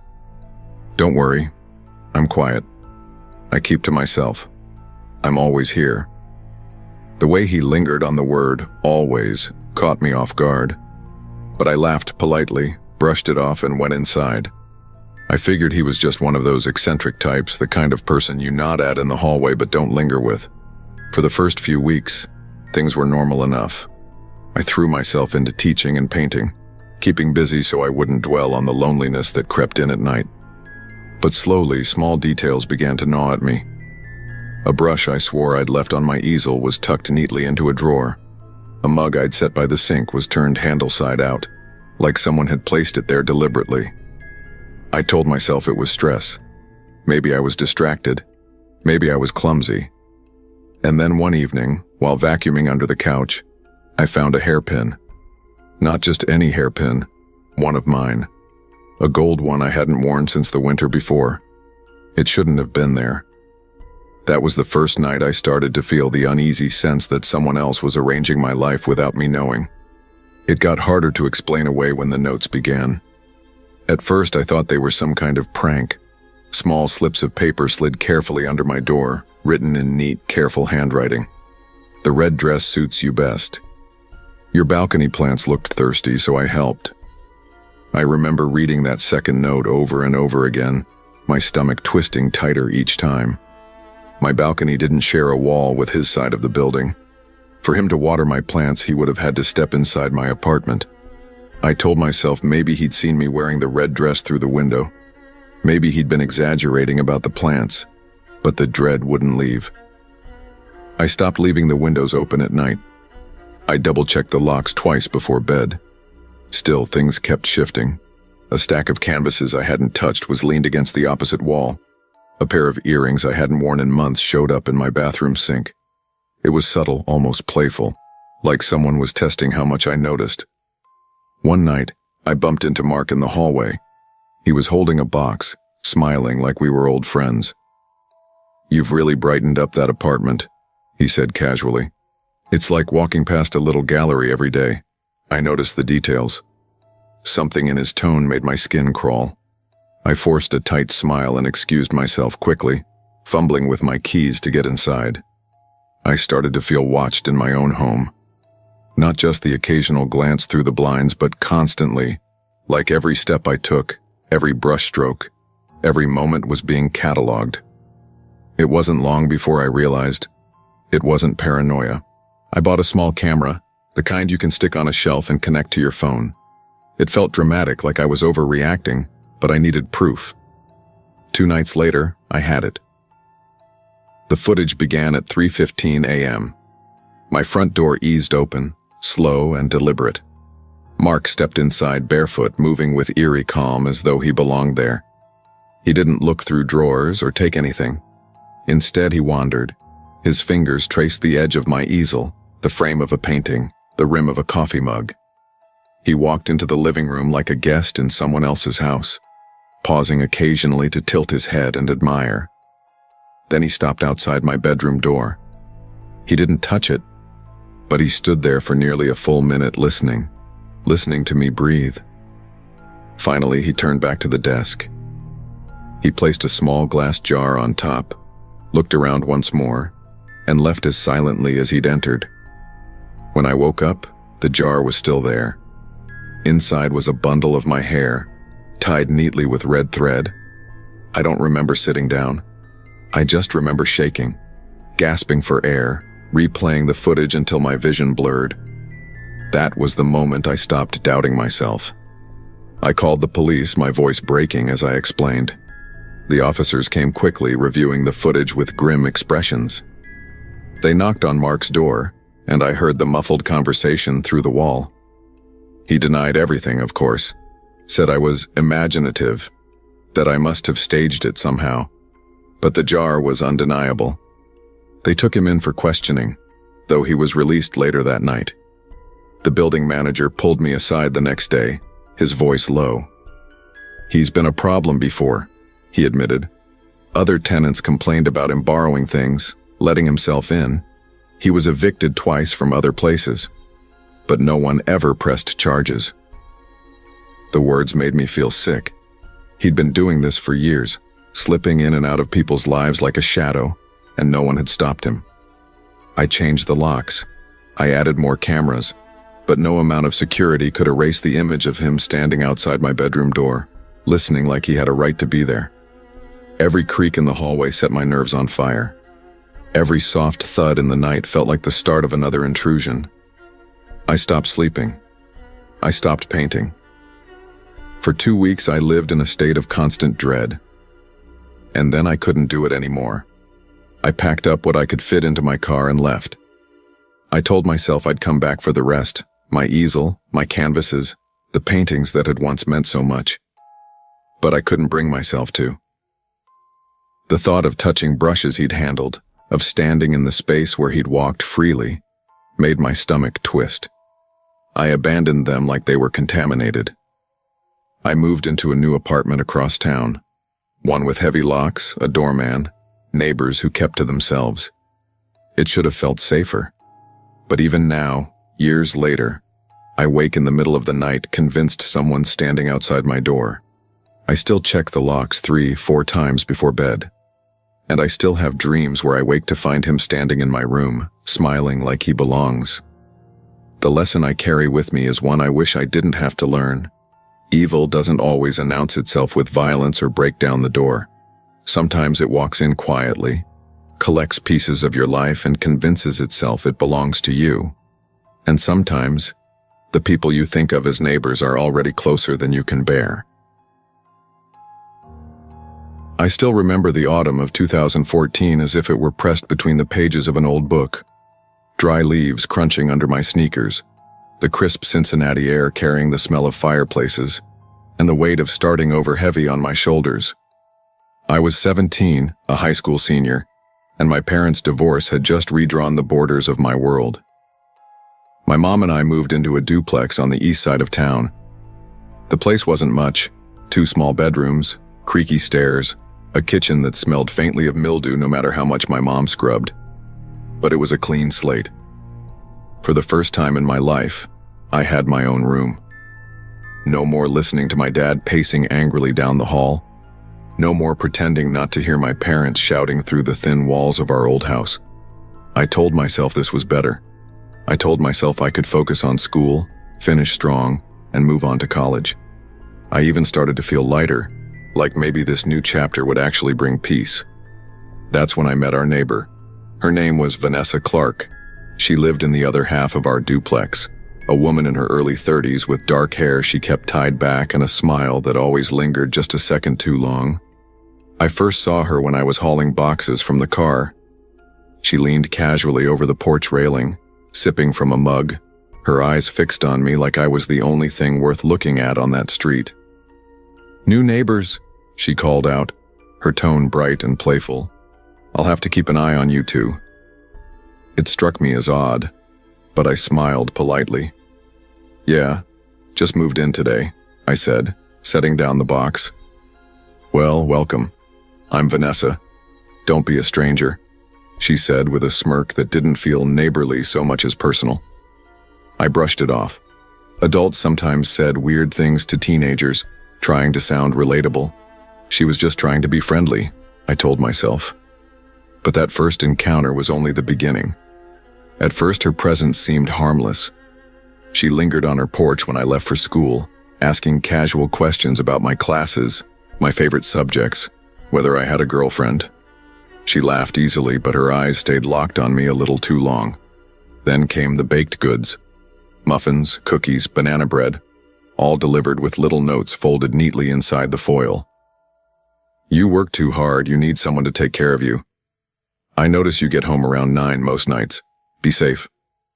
The handwriting was careful, almost delicate. What unsettled me most was the detail. I hadn't told her my schedule. I hadn't mentioned staying late for basketball practice or grabbing food with friends. Yet she knew. One Saturday, I went to the small gym downtown to lift weights, a routine I rarely told anyone about. She was there. She waved from across the room and said, "I figured I'd try this place out." From then on, no matter what time I showed up, she was already there, waiting, watching, sometimes on the treadmill without even breaking a sweat, her eyes fixed on me in the mirror. Another time, my mom and I were at the grocery store. We turned down the next aisle and there she was, looking into our cart with a casual smile. "Looks like spaghetti night," she said. My mom laughed, oblivious, but my stomach dropped. At home, her presence grew heavier. My bedroom window faced the narrow alley between our units. One night, while texting a friend, I glanced up and froze. Vanessa stood in the dark, her face just visible in the glow of my phone light, staring directly at me through the glass. I yanked the blinds shut, heart racing. Seconds later, a soft knock tapped against the window, followed by her whisper, muffled but unmistakable. "Don't ignore me, Connor, we're closer than that." I told my mom. She sighed and set down her coffee. "Connor, she's probably just being friendly. You know how lonely people can get. Maybe you're misreading it." But I knew. The proof came a week later. I went into the garage to grab my bike and found photos taped to the handlebars. They were of me, walking to school, carrying my dog Bella on the leash, laughing with friends by the corner store. Each shot was zoomed, framed like someone had been studying me, not just snapping pictures. On the back of one, in that same neat handwriting, was a single line. "You belong here with me, not out there." I showed the photos to my mom. Her face drained of color. "We're going to the police," she said, no hesitation now. The officers came, listened, and walked over to Vanessa's unit. She laughed when they asked questions, brushing it off with a wave of her hand. "Teenage boys exaggerate," she said. "He probably wants attention." They left without action.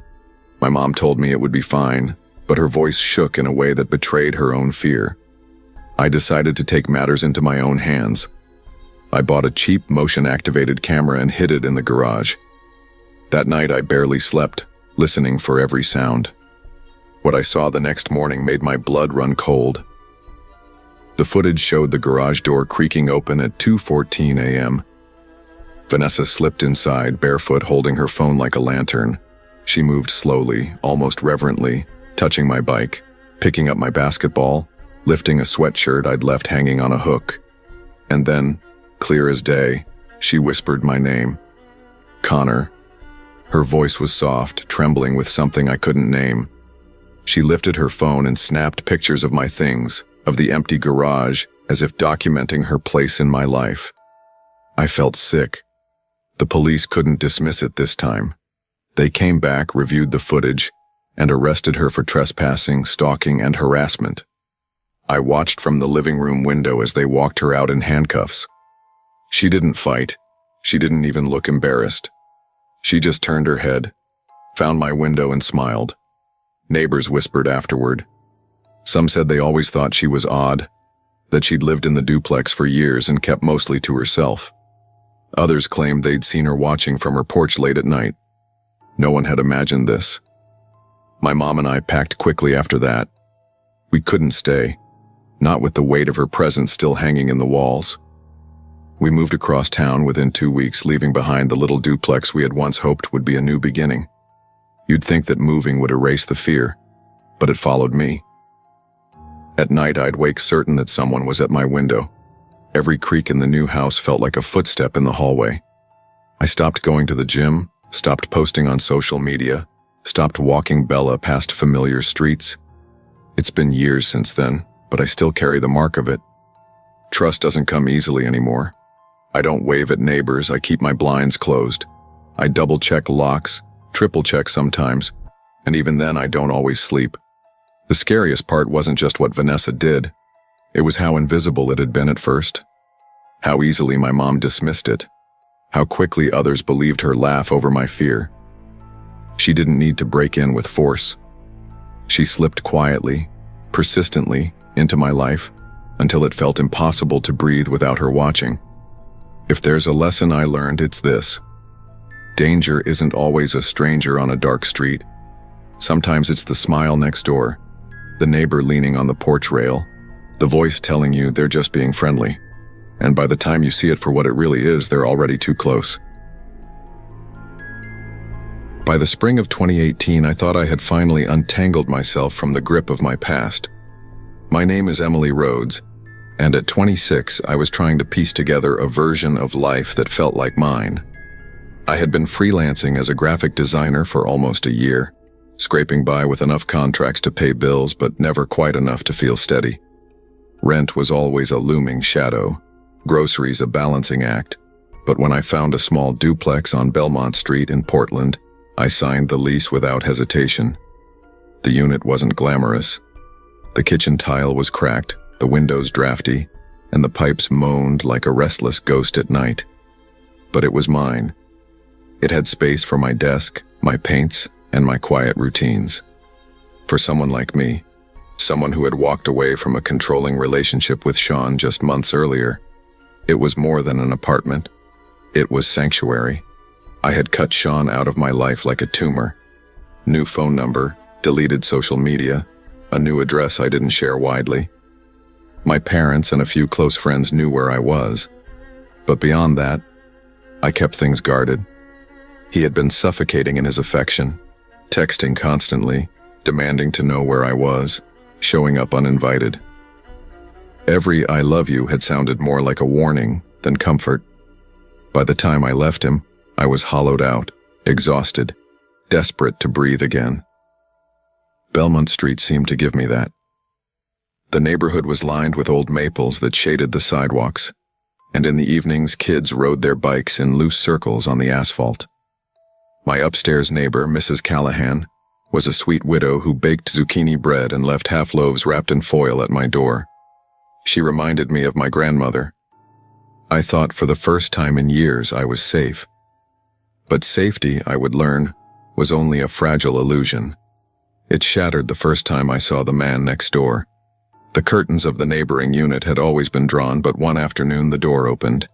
I was locking up to head to the grocery store when he stepped out, pulling the door closed behind him. My chest locked up. It was Sean. At least that's what my brain screamed. The same messy brown hair, the same posture, the same faint smirk tugging at his mouth as if he knew me, owned me.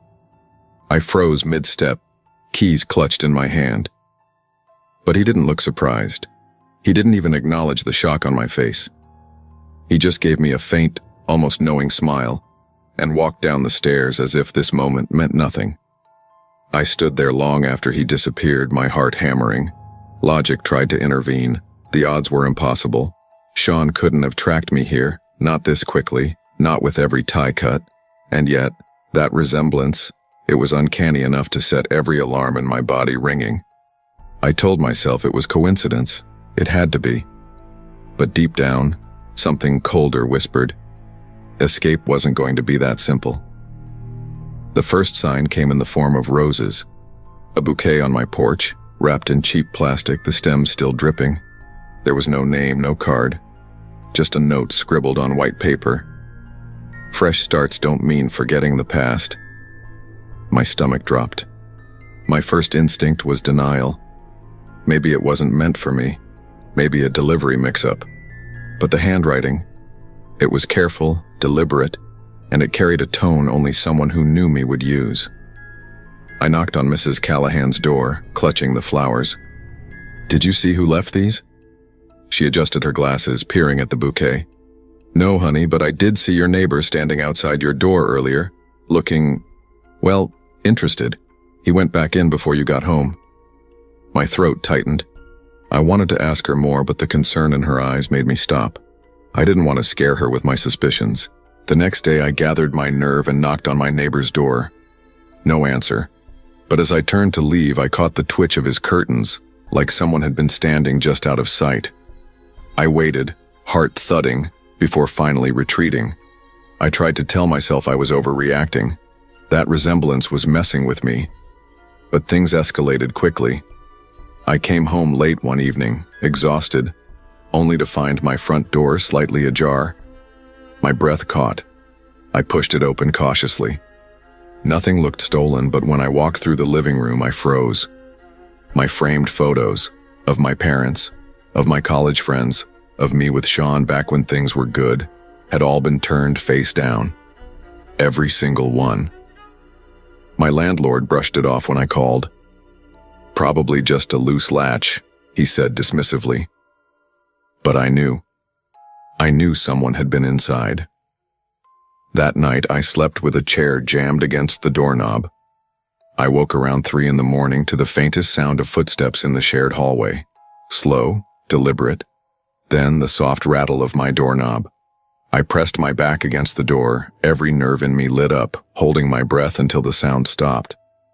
I told myself again and again, it can't be him. But fear doesn't care about logic.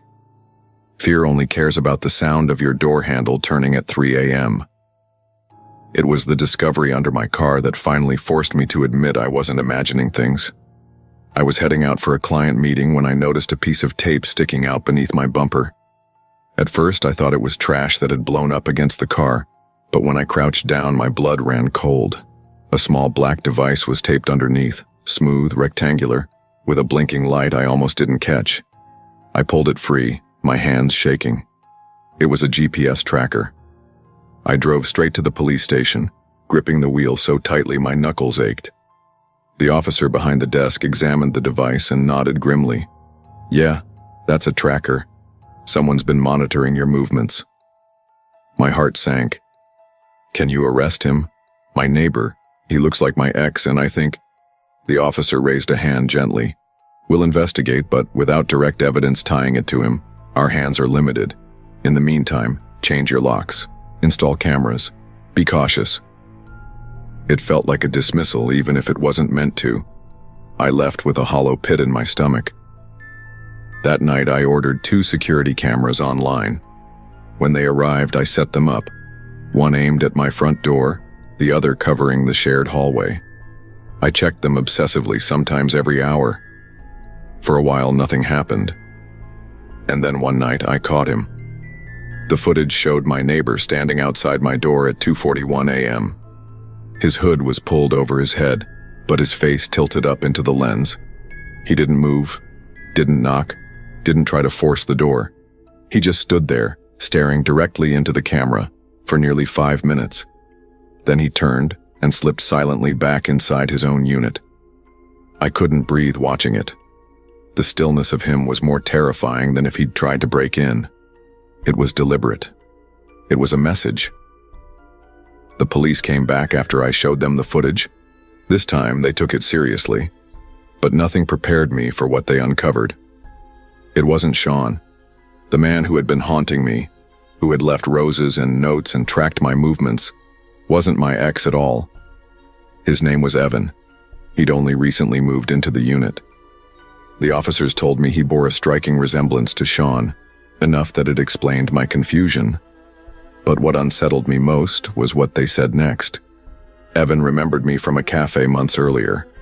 He told them he'd recognized me, that he believed our meeting was fate, that he was only trying to look out for me. I felt sick. He had spun a fantasy in which my life was his to study, to monitor, to invade. They arrested him for trespassing and harassment. He was later released with restrictions, ordered not to contact me. But that did little to ease the dread that had rooted itself deep inside me. I stayed in the duplex only long enough to arrange a move. I packed quickly, leaving behind furniture I couldn't carry. Mrs. Callahan cried when I told her I was leaving. "You deserve peace, Emily," she said, holding my hand. But peace, I realized, was fragile. My new apartment had locks, cameras, stronger doors, but I never slept without pepper spray on the nightstand. Every sound at night still made me tense. Even now, years later, I live with the residue of that spring. I learned that sometimes it isn't your past that comes back to haunt you. It's the present wearing a familiar face. Evan wasn't Sean, but the resemblance had been enough to resurrect every ounce of fear I had worked so hard to bury. The truth is, danger doesn't need history to latch onto you. It doesn't need years of intimacy. Sometimes it only needs proximity, a shared wall, a passing glance in a cafe, a neighbor's door just steps away from your own. I still walk with my head high, but my trust is a fraction of what it used to be. I keep the cameras. I memorize every creak of my home. I measure people not by their smiles, but by the boundaries they respect. If there is one lesson my neighbor taught me, it's this. Safety isn't just about where you live. It's about knowing when to listen to that instinct that whispers when something feels wrong. Too often we dismiss it, rationalize it, or let others convince us we're paranoid. But instincts exist for a reason. I ignored mine at first, told myself it couldn't be real. But I'll never make that mistake again. Because the scariest truth I've learned is that not all chains are broken when you leave someone. Sometimes the ghost of them lingers in the face of another, and sometimes the neighbor you never chose is the one who tries hardest not to let you go. I never imagined Denver would feel so lonely.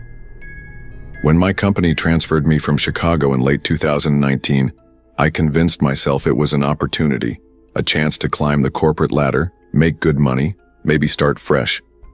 I was 32, single, and though the job paid well, the city felt foreign in a way that went deeper than geography. Chicago had been noisy, chaotic, alive. Denver, at least the part I moved into, was quiet to the point of discomfort. My townhouse sat in a row of near-identical units.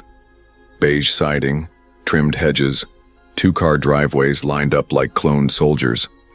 People waved when I carried groceries in, but never stopped long enough for conversation. The silence was sharp at night, broken only by the hum of distant traffic or the occasional bark of a dog. That's probably why I noticed the man across the street so quickly. Every morning I left for work at exactly 7:15. I'm not much of a morning person, but my schedule was carved in stone. Shower at 6:30, quick breakfast, out the door by 1:15. And every morning, parked in the driveway opposite mine, was a silver sedan. The car would already be idling, exhaust puffing into the cold air. Inside sat a man, hands on the wheel, face shadowed by the windshield. At first I thought little of it. People had routines. Maybe he left for work when I did. But the pattern became unnerving. He never pulled out before me. He waited, always. The second I backed out, he'd shift into gear and leave, often sliding a few cars behind me in traffic. I tried not to obsess, but patterns are hard to ignore when you live alone. One morning, stuck at a red light, I glanced in my rearview mirror. There he was, 2 cars back, eyes fixed ahead, expression unreadable. My pulse jumped. That evening, I brought it up to a coworker over beers. It's weird, I admitted. Every morning he's there, same time, same place, and I swear he follows me. The guy shrugged, laughing it off. Maybe you just have the same schedule. Chill, man. I nodded, but I didn't feel chilled. If anything, the attention made me colder. There was something in the way the man waited, not coincidental but deliberate, like he wanted me to notice. It wasn't long before I did, and once I noticed, I couldn't unsee it. The first real crack in my denial came one late evening. Work had kept me at the office until after dark, and the neighborhood was hushed by the time I pulled into my driveway. That's when I saw it. The silver sedan sat parked directly across from me, headlights off, engine silent. But through the windshield, illuminated faintly by a nearby street lamp, I could see the man's silhouette. He wasn't fidgeting, not scrolling on his phone. He was just sitting, facing my house like a hunter in a blind. I tried to keep my face neutral as I stepped out of my car. That's when his window slid down with a faint whir.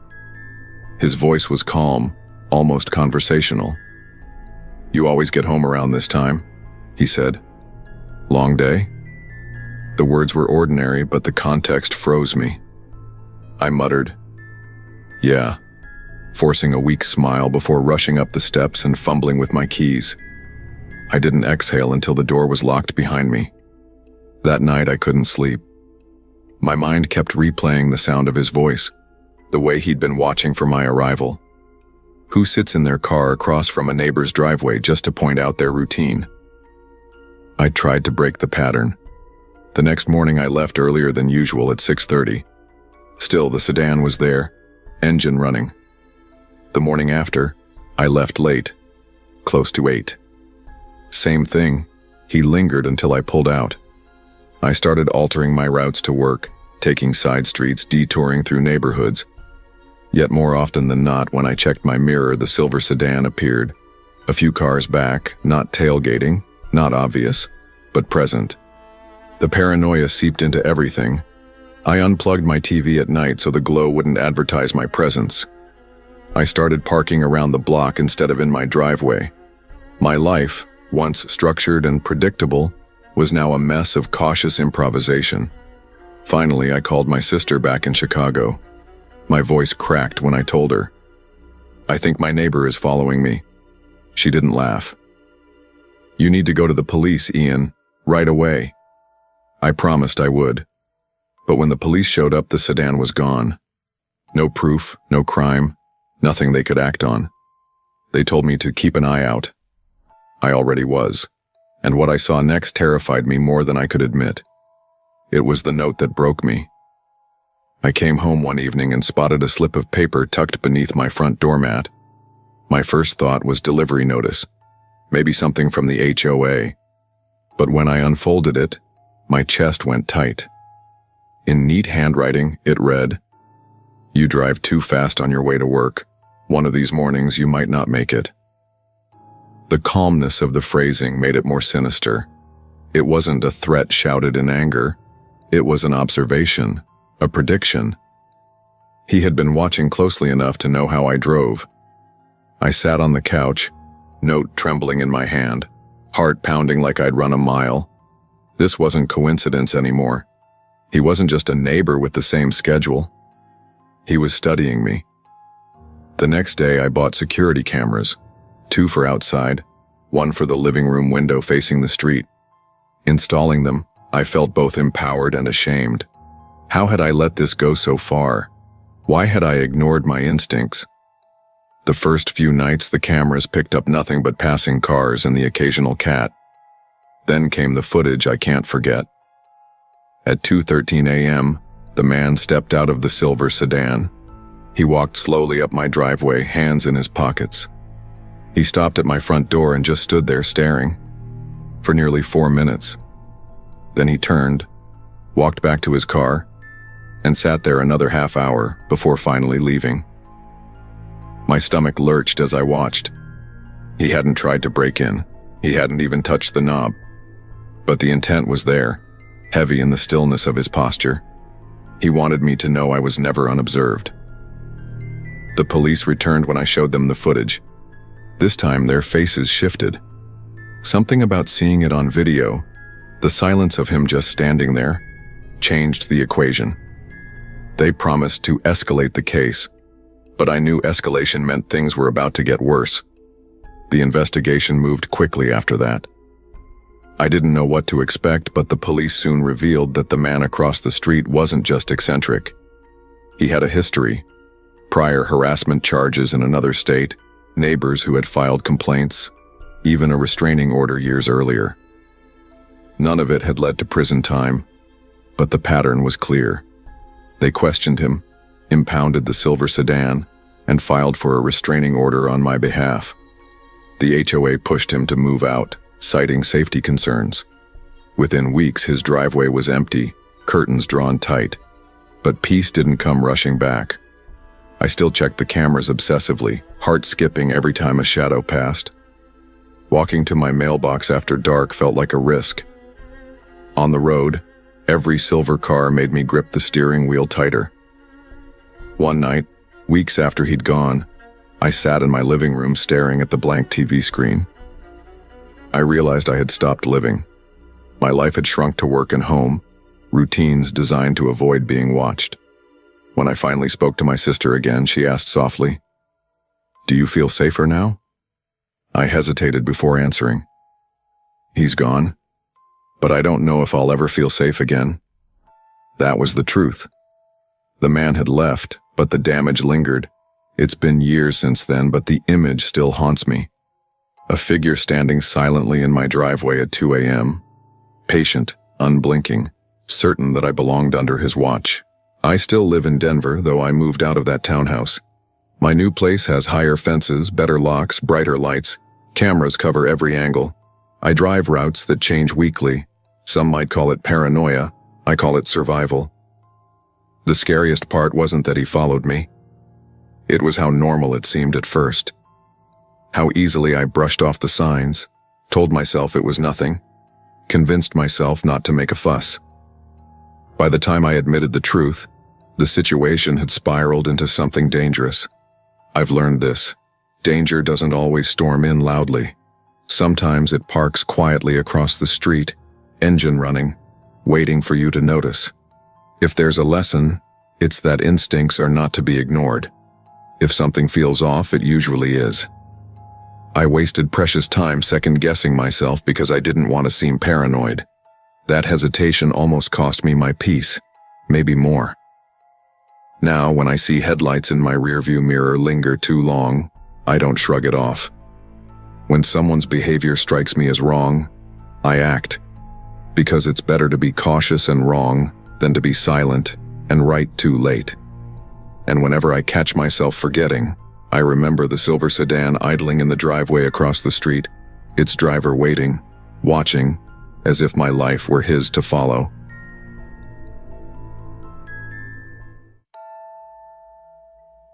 When I look back on 2017, I realize how badly Claire and I just wanted to start fresh. We were both 20-somethings, tired of bouncing from one crumbling apartment to another. She was finishing her nursing degree, working clinical rotations that left her drained. I'd been working night shifts at a printing press, the kind of job that wears you down slowly, like sandpaper against your patience. Money was tight, so when we found a small duplex on Hawthorne Street in Cedar Falls, Illinois, it felt like a blessing. 2 bedrooms, 1 bathroom, a little porch with cracked paint. It wasn't much, but it was ours. Cedar Falls was the kind of Midwestern town where everyone claimed they knew everyone else, though we quickly realized the familiarity was more surface than substance. People waved, but they didn't linger. The town had that small-town politeness that always carried an undertone. We keep to ourselves here. The landlord mentioned the man who lived on the other side of our duplex. "Howard Green," he said, adjusting his ball cap. "Widower. Been here 15 years. Quiet guy. Never caused me trouble." Our first impression matched the description. Howard was a man in his early 60s, maybe older. Thin frame, gray hair slicked back, pale skin that always looked like it hadn't seen enough sun. He wore the same beige cardigan and brown slacks almost every day. When we introduced ourselves, he nodded politely, offered a stiff smile, and went back to trimming the rose bushes in front of his side of the porch. Claire leaned into me as we walked back inside. "Seems harmless," she whispered. I thought so too, at least at first. It started small. On our first week, Claire called me while I was at work. "Ryan," she whispered, voice trembling. I think I heard someone in the hallway between the units, slow footsteps, then this knocking. 3 times. It came from the wall. I told her it was probably the old house settling. Every old duplex groans at night. But then it happened again. Always around 11 or midnight, when the rest of the neighborhood was quiet and Claire was alone. One afternoon, I tried chatting with Howard while he clipped roses. "Nice garden you've got," I said. He glanced up. His eyes were pale, watery blue. "Roses don't talk back," he muttered, then gave this faint, unsettling smile. I laughed awkwardly, not knowing how to respond. Later, Claire said, "Did you notice how he never looks at you? He just kind of stares through you." I brushed it off. People grieve in weird ways, I thought. He'd lost his wife, maybe he was lonely. But the more we settled in, the stranger things felt. Boots moved on the porch. Claire's umbrella leaning in the wrong spot. The porch light unscrewed more than once. Then came the night that changed everything. I'd just come home from a long shift. The rain was pouring, streetlights glowing in hazy halos. As I stepped from my car, I saw Howard's curtain twitch, and in that brief second I caught a glow inside. Candlelight. Curiosity froze me in place. Through the thin gap in the curtain, I saw his living room wall. It was covered with photographs, dozens of them. My stomach dropped when I realized they weren't family portraits. They were pictures of me and Claire. Groceries, porch conversations, Claire studying by the window. And then, as if he felt me looking, the curtain snapped shut. I didn't sleep that night. I told myself maybe I'd imagined it. Maybe the candlelight distorted things, but deep down I knew. And I couldn't tell Claire. Not with her exams coming up. She was already anxious, already on edge about the knocking in the walls. Instead, I bought a small door camera online. I installed it quietly above our front door one afternoon, saying it was just for package theft. The footage I caught 2 nights later made my blood run cold. At 3:47 a.m., Howard shuffled up to our door in his slippers. He leaned down, pressed his ear against the wood, and stayed there. For almost a full minute, breathing, listening. Then he stood and walked away as if nothing had happened. The next morning, I couldn't take it anymore. I walked over as he was watering his roses. "What the hell were you doing outside our door at night?" I snapped. Howard blinked, his watery eyes calm. "Checking for drafts. Old houses like this, air seeps through the cracks." "That's not your job," I shot back. He tilted his head, voice dropping low. "You should be more grateful, Ryan. I see things before you do." Then he smiled faintly and walked inside, shutting the door behind him. I told Claire that night, showed her the footage. She broke down crying. "We have to tell someone. Landlord, police, I don't care. He's watching us." So we called the police. An officer came out, spoke to Howard, then returned with a shrug. "He's harmless. Little eccentric maybe, but not against the law to stand in his yard or in the shared hall." Claire stared at him like he was insane. "He's stalking us." The officer sighed. "Look, unless he makes a direct threat, our hands are tied." For weeks I barely slept. Claire swore she heard whispers through the wall when I was gone, even her own name. We started keeping every light on. I kept a baseball bat by the bed. Then one morning I opened the mailbox to find a plain envelope with no return address. Inside was a single sheet of paper with shaky handwriting. "You leave at 6:42. She leaves at 7:15. Don't change your routine." My hands trembled as I read it. He was tracking us. He knew exactly when we came and went. I showed it to the police. Same answer. No threat, nothing they could do. But I knew. This wasn't harmless anymore. By November, the fear had become routine. We lived with it the way you live with chronic pain. Nights were the worst, especially when I was at work. Claire would text me constantly. Footsteps in the hall, TV sounds from Howard's unit at 4 a.m., the faint smell of candle wax seeping through the walls. One night she called me sobbing. I swear I heard him whisper my name, Ryan. He was right behind the wall. I heard him breathing.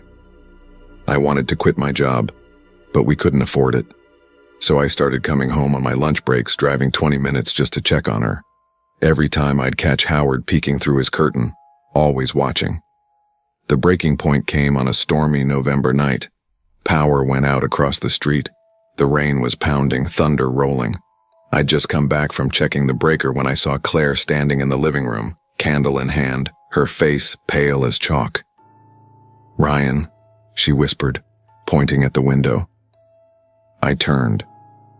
And there he was. Howard stood inches from the glass, rain dripping down his face, a twisted smile spread across his lips. He didn't move when I yelled. He didn't flinch when I pounded on the window. He just stood there smiling. It wasn't until another car's headlights appeared, our neighbors returning home, that he finally stepped back into the shadows. By the time I ran outside, he was gone.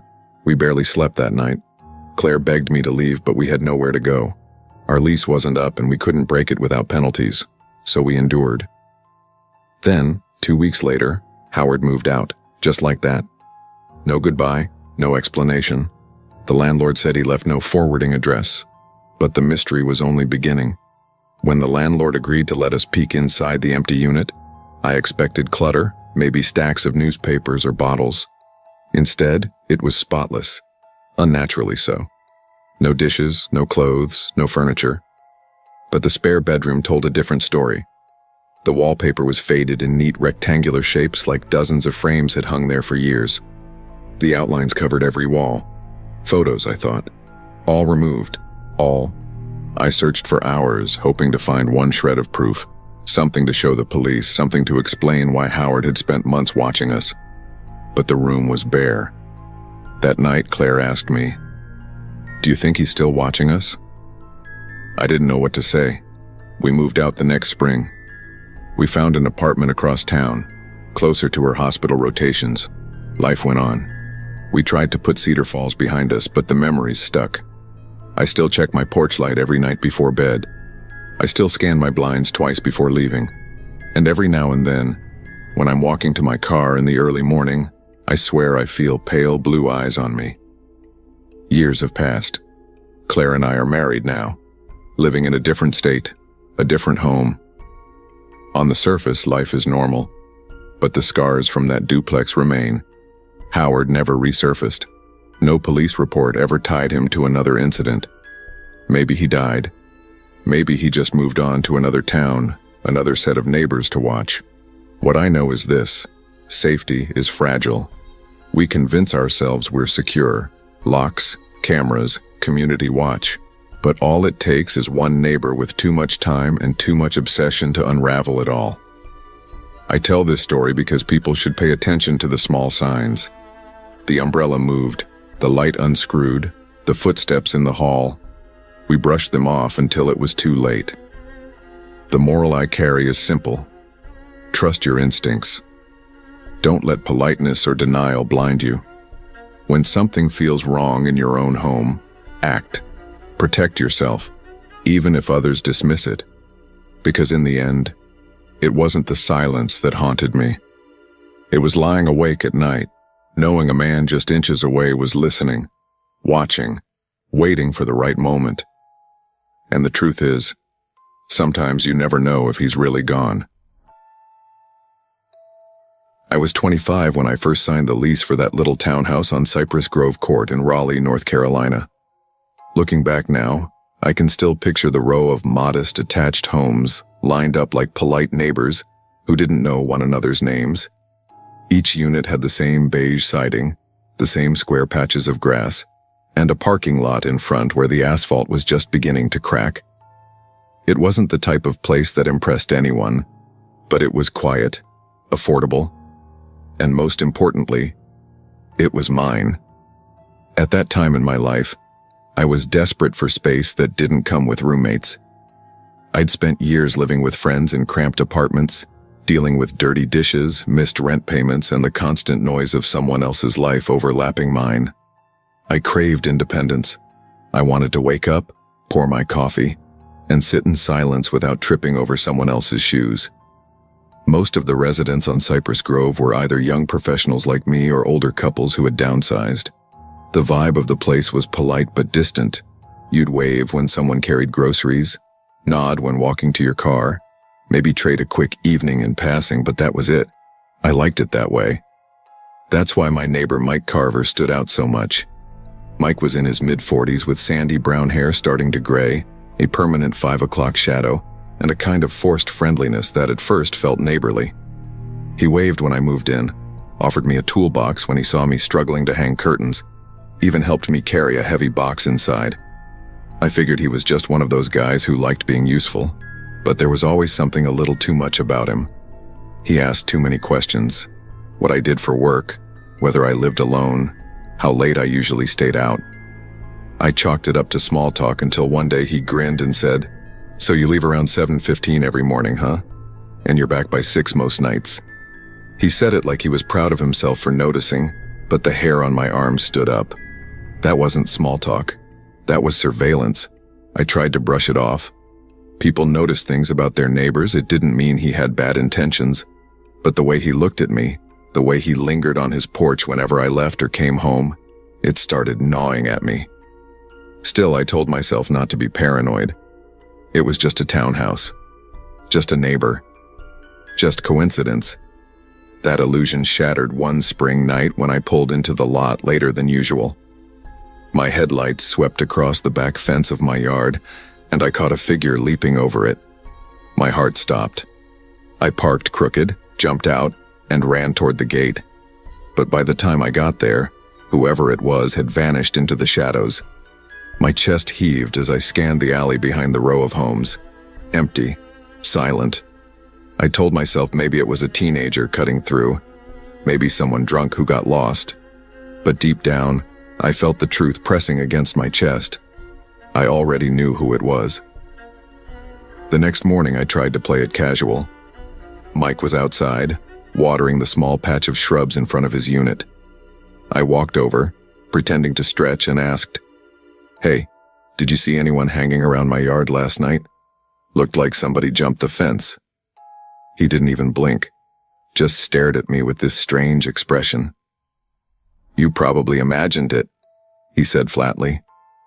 Then, before I could respond, his tone sharpened. "Why would you think it was me?" The knot in my stomach twisted tighter. I hadn't accused him of anything. I just asked. But his reaction felt immediate, defensive, rehearsed. From then on, things changed. He started watching me more openly. Every morning he stood on his porch with a coffee staring until I drove away. If I came home earlier than usual, I'd catch his blinds twitching. I wanted to confront him again, but I could already hear his denial, already picture the way he'd twist it back on me. A few weeks later, my friend Samantha came over for the weekend. We stayed up late, sitting on the couch with a bottle of wine, half watching a rerun of some crime show. Around midnight, a sound outside cut through the quiet, a scraping near my car. Sam froze. Someone's out there. We crept to the window and pulled the curtain back just enough.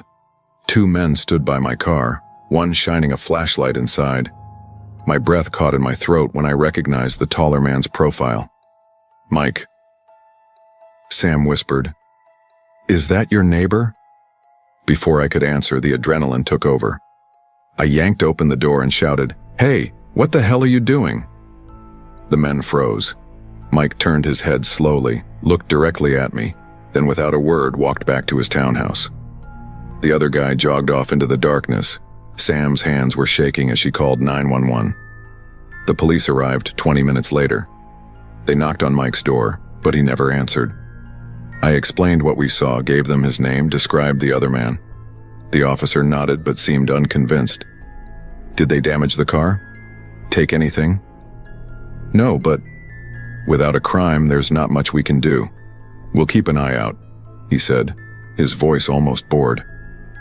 Sam glared at him, whispering to me after they left, "Don't be alone with him. Ever." I didn't sleep that night. Every creak in the walls made me flinch.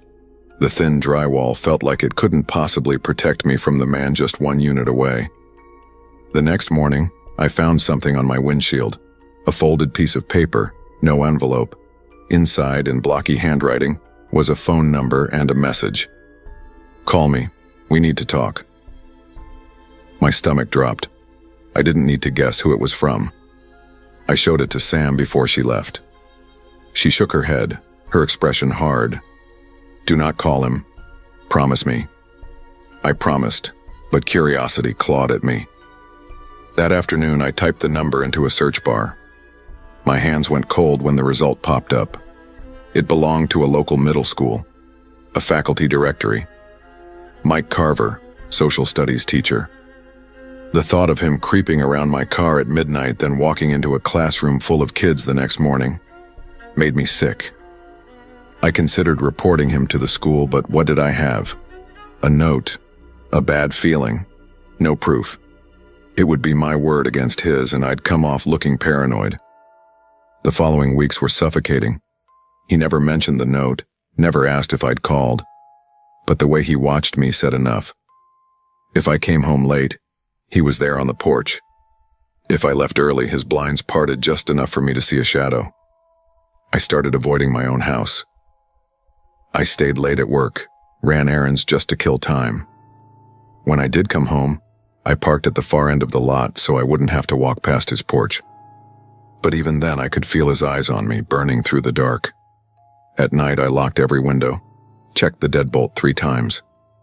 I kept a heavy wrench by my bed. Sleep became a stranger, and through it all, the police never called back.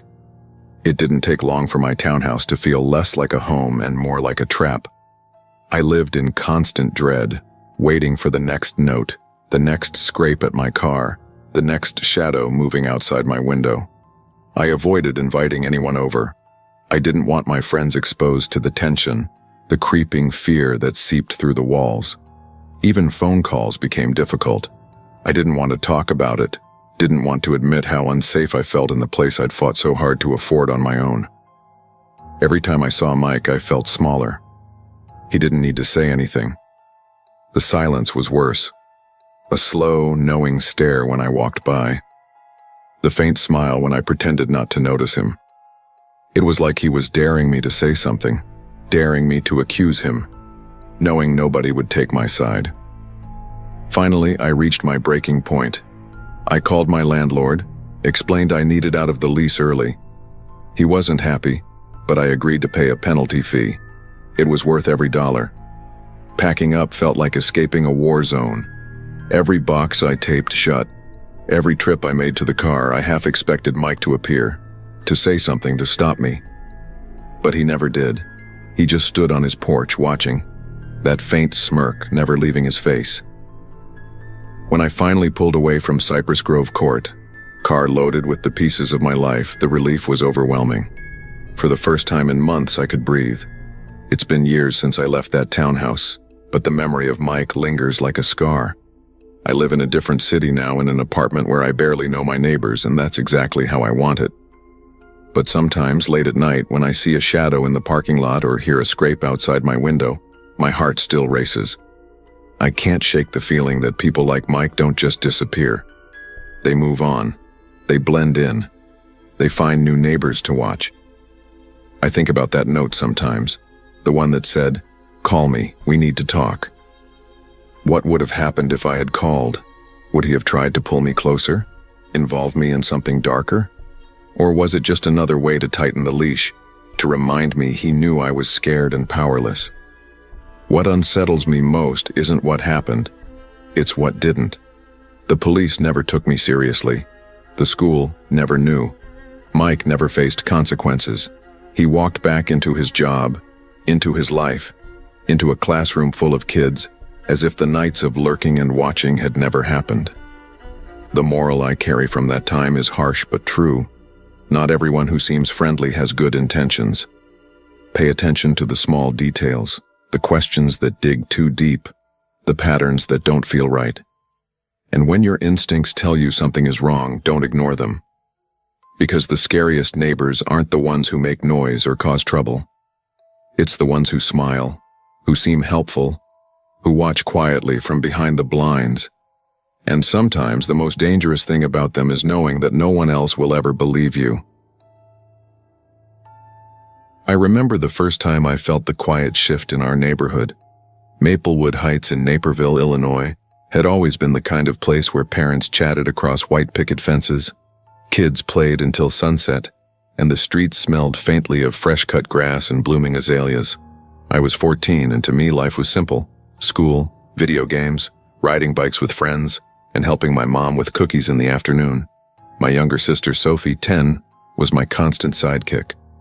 Our parents, Dad, a civil engineer, and Mom, a small-town baker, balanced work and family life so effortlessly that it seemed our bubble of normalcy would never burst. Then Greg Turner moved in next door. I didn't notice him at first. He was polite, smiling when we waved, seemingly the kind of neighbor who would fit in. But there was something in the way he looked at us, at our house, that made my stomach knot without reason. He was tall, broad-shouldered, and had a stare that lingered too long, like he was cataloging us. The first incident was almost laughable, at least at first. Dad had accidentally let the garden hose stray into Greg's flower bed while watering the lawn. Greg came storming over, face red, voice loud enough to turn heads. "Do you have any idea how long it takes to repair my azaleas?" he barked. Dad's voice stayed calm. "I'm sorry. It was an accident. I'll pay for the damage." Greg muttered something under his breath and retreated, but the air felt charged. That night, I lay in bed. Sophie snuggled against me, hearing the soft rustle of leaves and thinking about that glare. It was just a neighbor, I told myself. Just a grumpy neighbor. But my gut whispered otherwise. Over the next week, the little things started. Greg parked unusually close to our driveway, lingering in his car long after sunset. Footsteps on the sidewalk when no one should have been there. A window across the street catching a reflection that seemed too deliberate. Sophie noticed first. "Liam, he's staring again," she whispered one evening while we played in the yard. "Probably just bored," I tried to reassure her, but my own voice sounded hollow. That night, Dad picked up the landline to hear only silence. Then faint breathing. Then a whisper. "You'll see." We didn't talk about it much. Mom insisted it was a prank, but the air in our house had already changed. Maplewood Heights wasn't quite as safe as it seemed. And deep down, I knew this wasn't going to be a one-off. After that first week, fear settled like dust on everything. I started noticing patterns, small, unsettling things that made me jump even before they happened. Greg's car would appear when we were outside, disappear when we ran in. Packages left at the curb seemed rearranged when we came back from the mailbox. Shadows moved oddly in our peripheral vision. One evening, Sophie and I were playing hide and seek. I was counting near the porch when she screamed. I raced upstairs and froze. Greg was standing across the street staring directly into her bedroom window. I shouted at him, "Get away from here." He smiled. A slow, calculated smile, and raised a finger to his lips. Then he walked away, like nothing happened. Dad filed a complaint with the police, but without evidence of a crime, there was little they could do. I watched our home become a stage for subtle terror. Mom tried to maintain normalcy, baking cookies and laughing at dinner table jokes, but the tension lingered, invisible but heavy.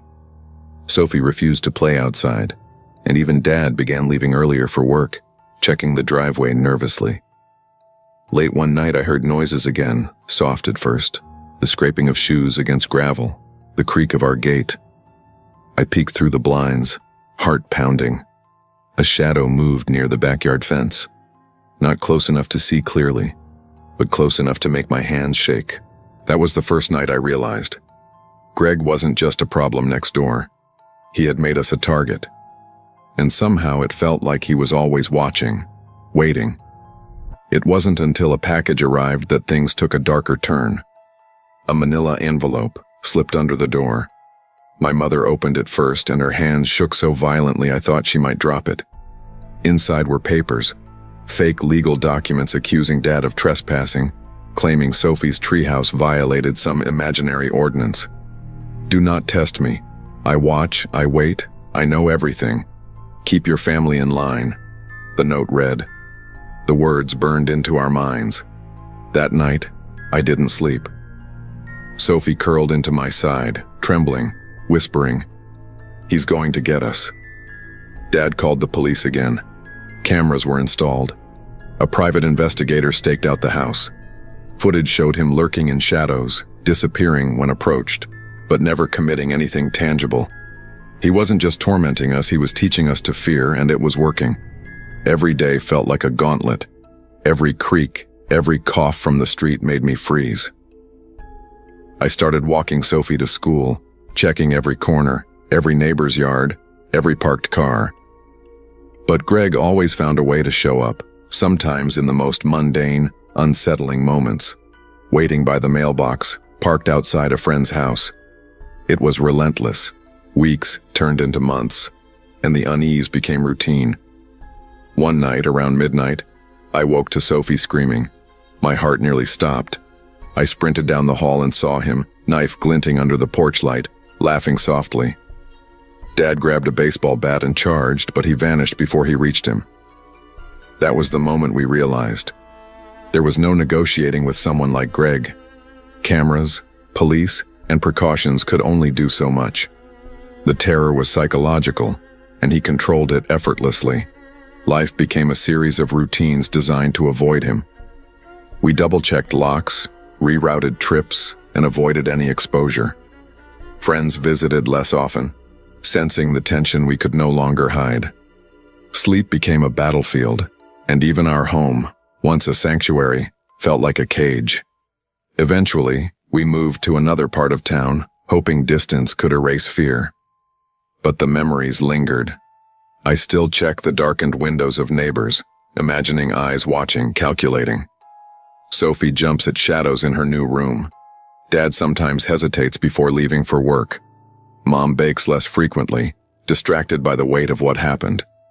The moral of our ordeal is painfully clear. Danger doesn't always come with a dramatic confrontation. Sometimes it is patient, subtle, and calculated. Evil can lurk behind a polite smile, in the neighbor next door, or in anyone who seems normal at first glance. And when it chooses to strike, it doesn't always need to cross the line of legality.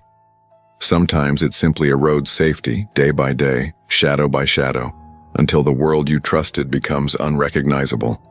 We learned that vigilance, awareness, and trust in intuition are as crucial as any lock or alarm. And sometimes the hardest truth is accepting that fear doesn't always disappear, even when the threat does. I never imagined that a simple move-in day could change everything. Cedar Grove, in Burlington, Vermont, was the kind of apartment complex that felt sleepy, yet safe. Rows of beige buildings framed by maple and oak trees, leaves crunching underfoot in the crisp autumn air. I'd lived in apartment 3B for 3 years, carving out a routine that balanced my graduate studies, thesis work, and quiet nights with my cat Whiskers. My boyfriend Ethan often visited on weekends, but for the most part, I liked being alone. My life felt contained, predictable, safe. Then Luke Preston arrived. It started innocuously. I noticed the U-Haul van one afternoon, bright orange and clumsily parked near the lobby. A young man, mid-20s, struggled with boxes, eventually introducing himself with a nervous smile. "Hey, I'm Luke. Just moved in across the hall." I waved, thinking little of it. Polite, awkward, young. He was exactly the type of neighbor you nodded to and forgot about. But over the next few days, my sense of calm began to fray. I noticed him lingering outside, sometimes just standing beneath my window. Maybe it was coincidence, I told myself. Maybe he was stretching, taking in the crisp air. But the instinct in my gut, the one that says something isn't right, refused to settle.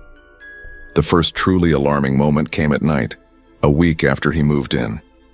I was grading notes and sipping coffee when a soft rustling caught my attention. Through the blinds, I froze. Luke was perched in the giant maple tree outside my bedroom, motionless, staring at me. "Ethan, you won't believe this," I whispered into the phone, my voice trembling. By the time he arrived, Luke had vanished, slipping away like smoke. I reported it to the apartment office.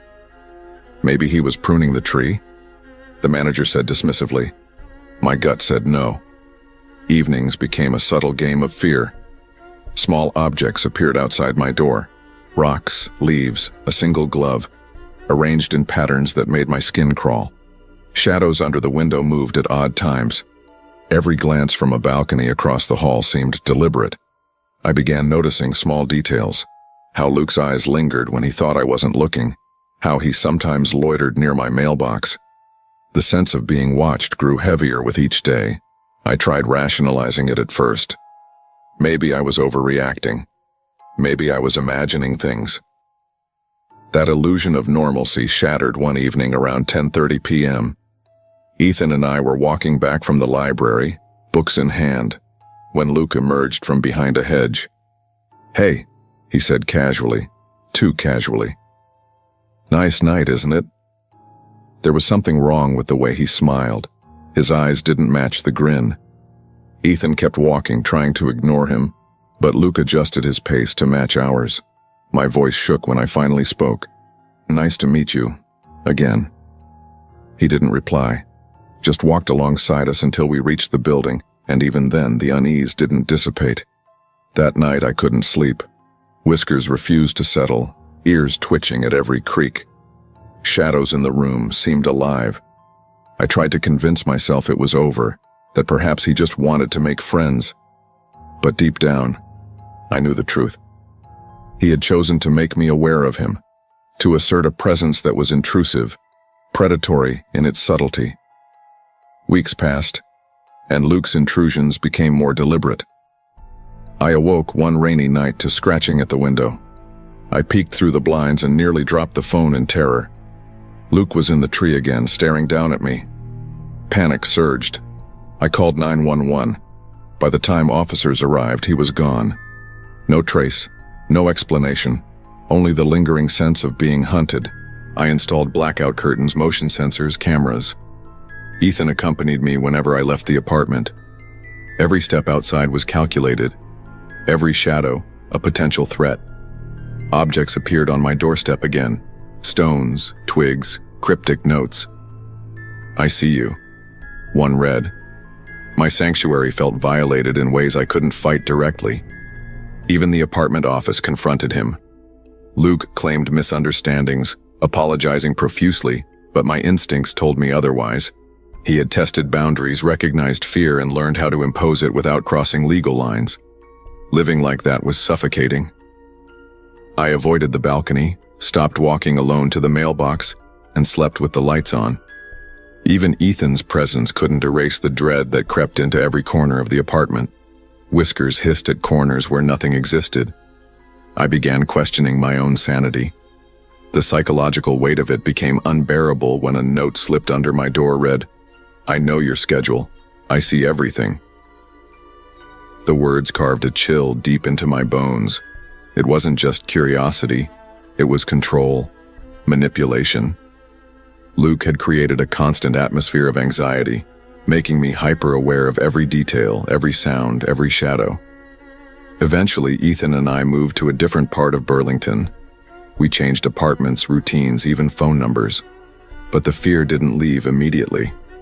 I still jump at shadows, still check the corners of rooms before settling in.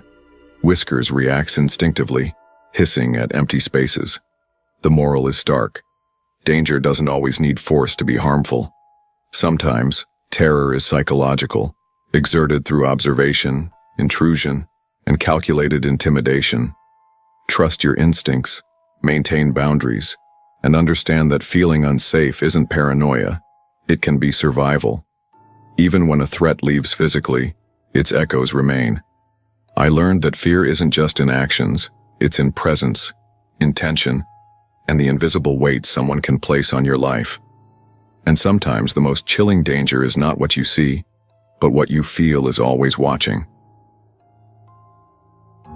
Moving to Crestwood Heights had felt like the perfect fresh start. Portland, Maine in winter had a crisp stillness, the streets blanketed with a thin layer of snow, muffling the usual city noise. At 25, I'd grown tired of the chaos of college towns and wanted a calm place where I could settle into my work as a remote graphic designer. Apartment 2D seemed ideal, small but cozy, with a view of a quiet courtyard lined with frost-tipped evergreens. I even adopted a golden retriever, Bailey, just for company. Life was predictable, safe, and structured, and I loved it that way. Then Eli Gardner moved in next door. He appeared one morning with a moving truck, a polite smile plastered on his face. On first impression, he seemed ordinary. Polite, slightly reserved, maybe shy. I introduced myself, even offered him a plate of cookies. He smiled, nodded, and thanked me.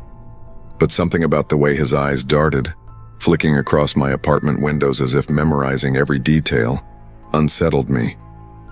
At the time, I told myself I was imagining things. Maybe it was the long winter shadows, or the quiet of the building playing tricks on me. It started small.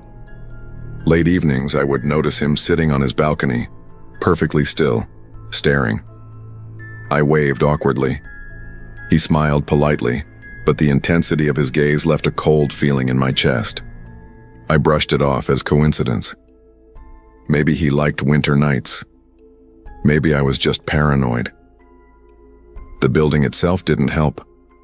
Old walls, thin insulation, a creaky stairwell that sounded like it was groaning with every step. At night, when I worked late on designs, I would hear soft knocks or thuds from the apartment next door. Sometimes it was whispers, unintelligible but close enough to make me jump. Bailey would stiffen, ears perked, growling at nothing.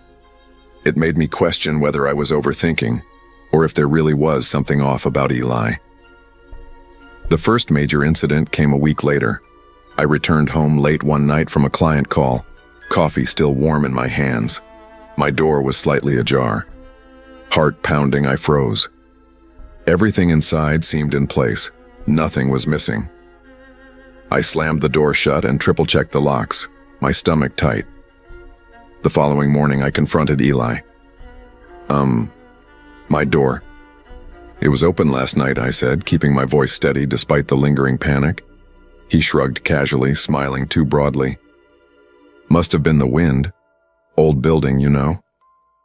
But I wasn't convinced. Something about the calm in his tone, the lack of concern in his eyes, felt deliberate. From that night onward, my sense of security dissolved into a quiet tension that never left. Shadows seemed sharper, every hallway corner held possibility, and I realized that my once safe apartment was no longer mine alone. At first, I tried rationalizing it. Old building, thin walls, dogs that bark at every sound. But it became harder to ignore the little things. Footsteps outside my door when no one was there, reflections in windows where movement didn't belong, or the sensation that someone was always just on the edge of vision. Eli's intrusions became more deliberate. I returned from work one evening to find him standing at the far end of the hallway, pretending to look at his mailbox but watching my apartment with a gaze that followed me the whole way inside. My stomach twisted. "Hey, Eli," I said casually, trying to mask my unease. He nodded, smiled faintly, then continued as if nothing had happened. Later, strange odors began emanating from his apartment, chemical tangs, burnt smells that made me nauseous. My mind wandered to dark possibilities, but I told myself I couldn't jump to conclusions. It could be anything. Maybe he cooked something unusual. Maybe it was a cleaning mishap. Then the noises started at night. Whispers, scraping sounds along the walls, a soft thud outside my bedroom door. Bailey would growl, hackles raised, ears pricked, refusing to settle even when I tried to comfort him. Sleep became sporadic. I left lights on, double-checked locks, and kept my phone close. The paranoia gnawed at me, but something primal in my gut insisted that Eli's presence was more than coincidental. One evening, around 11:15 p.m., I returned from a late client meeting.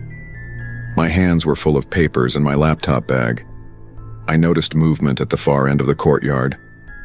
Eli had emerged from behind a snowbank, standing too casually near the edge of the alley. "Nice night, isn't it?" he called, his voice oddly calm. I froze. The casual greeting masked something chilling. He wasn't just polite, he was observing. He wanted to be noticed. I nodded briefly and walked faster, but the tight knot in my chest didn't loosen. That night I couldn't sleep. Shadows from tree branches outside moved across the room like ghostly fingers. Bailey paced, whining softly, never settling. I realized then that my sense of safety had been violated, not physically, but mentally. I was living under constant surveillance and it was wearing me down. The first truly terrifying incident happened weeks later. I was taking out the trash at 1 where I am. The alley behind the building was silent except for the crunch of snow under my boots. At the end of the alley, standing under a flickering streetlight, was Eli. He hadn't been there 5 minutes before. I'd checked the bins, the path, the empty street. His gaze met mine directly. I froze. He raised a finger slowly to his lips, smiling faintly. A shiver ran down my spine. My first instinct was to run. And I did, heart hammering, breath freezing in the cold night. Back inside, I locked the door, called 911, and stayed on the phone until officers arrived. By the time they got there, Eli had vanished. Surveillance footage later confirmed what I suspected. He had been lurking outside my apartment multiple times, sometimes peering through windows, sometimes just waiting silently. I installed extra locks, blackout curtains, motion sensor lights. I never walked alone at night. I became hyper-aware of every sound. The scrape of shoes in the hallway, the whisper of the wind, the creak of the stairwell. Objects occasionally seemed moved, though I could never be sure. Every day became a psychological struggle to maintain calm, to convince myself I wasn't losing control of my mind. Weeks turned into months. Sleep became a luxury. Every knock, every creak of the building, every shadow was a potential threat.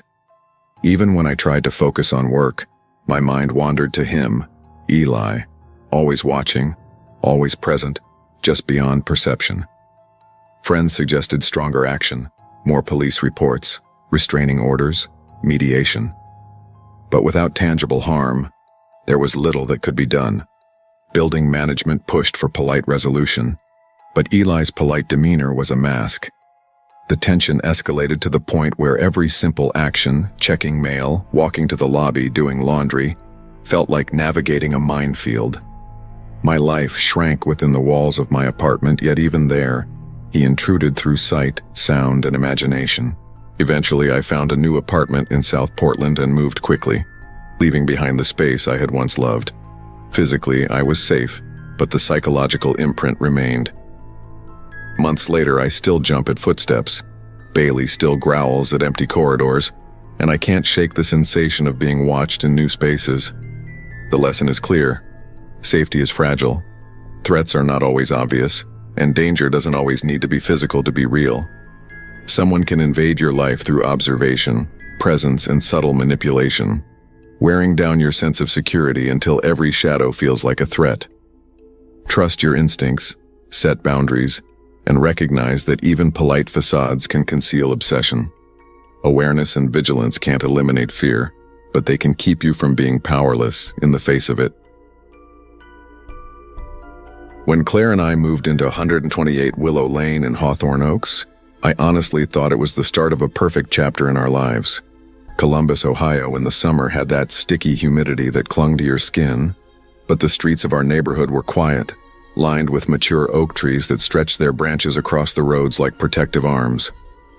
Claire was managing her small online boutique, working from home, while I logged hours as a software engineer. Our daughter Lila, barely 3, was full of energy, laughing and learning to run faster than I could catch. Life felt stable, predictable, and for the first time in years, I truly felt like home had a heartbeat. Then it started. The first instance seemed trivial at first. It was a Thursday night, humid enough that the windows were slightly fogged. Claire was putting Lila to bed when faint knocking came from the front door. "Must be the neighbor," she whispered to herself. I was in the home office, my laptop screen reflecting lines of code. I barely looked up, assuming it was nothing. But she mentioned it again, worry threading through her voice, and I got up to check. Nothing. No packages, no one on the porch. Just the shadows of the oak trees stretching into the night. That night, sleep felt heavier, as if the house itself was holding its breath. Even with the windows closed, every creak sounded amplified. Every rustle outside became an imagined threat.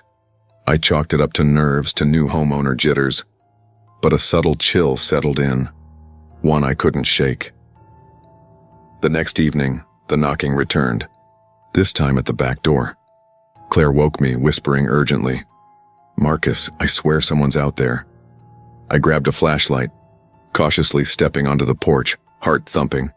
The yard was empty, dark, and still, except for the sway of the trees. I tried to laugh it off. "It's probably just a raccoon," I said. But the instinct in the pit of my stomach told me otherwise. Over the following week, things escalated subtly. Doors rattled at odd times. Windows tapped as if someone was leaning against them. Occasionally, heavy footsteps echoed across the backyard, pacing with intent. Motion sensor lights and a small camera didn't help. The footage was either empty or blurred, shadows moving in ways that didn't make sense. Claire started sleeping lightly, Lila awaking at every unfamiliar sound. Something, or someone, was watching, and the presence grew heavier every night. By the end of that week, I realized this was no random prank. Someone had chosen us, and our sense of security, the one thing we took for granted, was slipping through our fingers. It happened late one night, around 12:30 a.m., the kind of still hour when every house feels suspended in time. Claire woke me suddenly, panic in her voice. "Marcus, there's someone at the bedroom window." I rolled over, trying to calm my racing heart. "It's probably just a branch, Claire." But when I followed her gaze, my own blood ran cold. A figure stood outside, cloaked in black, a hood obscuring his face. He didn't move, didn't speak, just stood there, silent, deliberate, threatening in his stillness. "Call 911, Claire hissed. I froze, torn between grabbing the phone and confronting the stranger. I stepped outside, flashlight in hand, and the figure lunged, shoving me back before vanishing into the darkness. Minutes later, police arrived, combing the yard, checking the surrounding streets. No one was found. Just a lingering dread, a whisper of presence that refused to leave. That night, I lay awake beside Claire, Lila asleep between us. I realized then that physical harm wasn't necessary for terror. The mere act of intrusion, the unseen vigilance, had invaded our lives. We had been chosen, observed, and hunted in the most subtle way possible. The next weeks were a blur of precaution and paranoia. Locks were reinforced with deadbolts, curtains drawn permanently, and I installed a professional security system with night vision cameras. Every motion detected became a trigger for anxiety. Even daylight couldn't erase the feeling of being observed. I noticed fleeting shadows when mowing the lawn, a black shape disappearing behind neighboring houses, figures in the periphery that melted away when looked at directly. Claire grew restless, unable to sleep. Lila started waking, screaming, crying for reasons that made little sense. Every routine, going for a walk, taking out the trash, even opening the garage, became an ordeal. The neighborhood, once peaceful, now felt like a stage for an unseen predator. Friends suggested we file reports, involve the police further, or even move, but life's responsibilities and Lila's schooling made a hasty exit complicated. Each evening was a test of endurance. I'd stand at the window, scanning the darkness, flashlight and phone in hand, trying to anticipate any movement. Every creak of the house, every whisper of wind through the leaves, every car passing on the street became a potential threat. We were prisoners in our own home, bound by the invisible thread of fear the Night Stalker had woven around us. Weeks turned into relentless psychological warfare. I noticed Claire flinching at shadows during the day. Lila sometimes pointed at corners and whimpered. Even my work was interrupted by moments of hypervigilance, scanning emails, code, and messages while mentally checking doors and windows. The most chilling part was the uncertainty. We never saw him clearly, never heard him speak, never understood his intent. The unknown was worse than a known threat. It forced constant vigilance, making even the most mundane tasks, a trip to the mailbox, a walk around the block, feel impossible without fear. Our conversations became tense. Claire would whisper, "Did you see anything?" And I'd shake my head, though my stomach twisted with unease. The paranoia seeped into everything. Our relationships, our work, our sleep. This presence, though fleeting and unseen, dictated our lives. Eventually, we made the decision to move to a gated community several miles away, Far from the shadows of hawthorn oaks, the Night Stalker never returned physically, never confronted us directly, but the psychological scars remained. Claire jumps at noises. Lila flinches at shadows. I constantly check locks, windows, and cameras, even in the daylight of our new home. The moral of our ordeal is hauntingly simple. Danger doesn't always announce itself with violence. Sometimes terror is silent, subtle, and unseen, yet just as real. Trust your instincts. Protect your boundaries. Understand that fear can be inflicted without a single scratch, leaving scars invisible yet enduring. The Night Stalker didn't steal our possessions or harm our bodies, but he stole our peace of mind, teaching a lesson I'll never forget. Safety is fragile, and vigilance is never optional. Even when the threat disappears, its shadow lingers, shaping every corner of your life.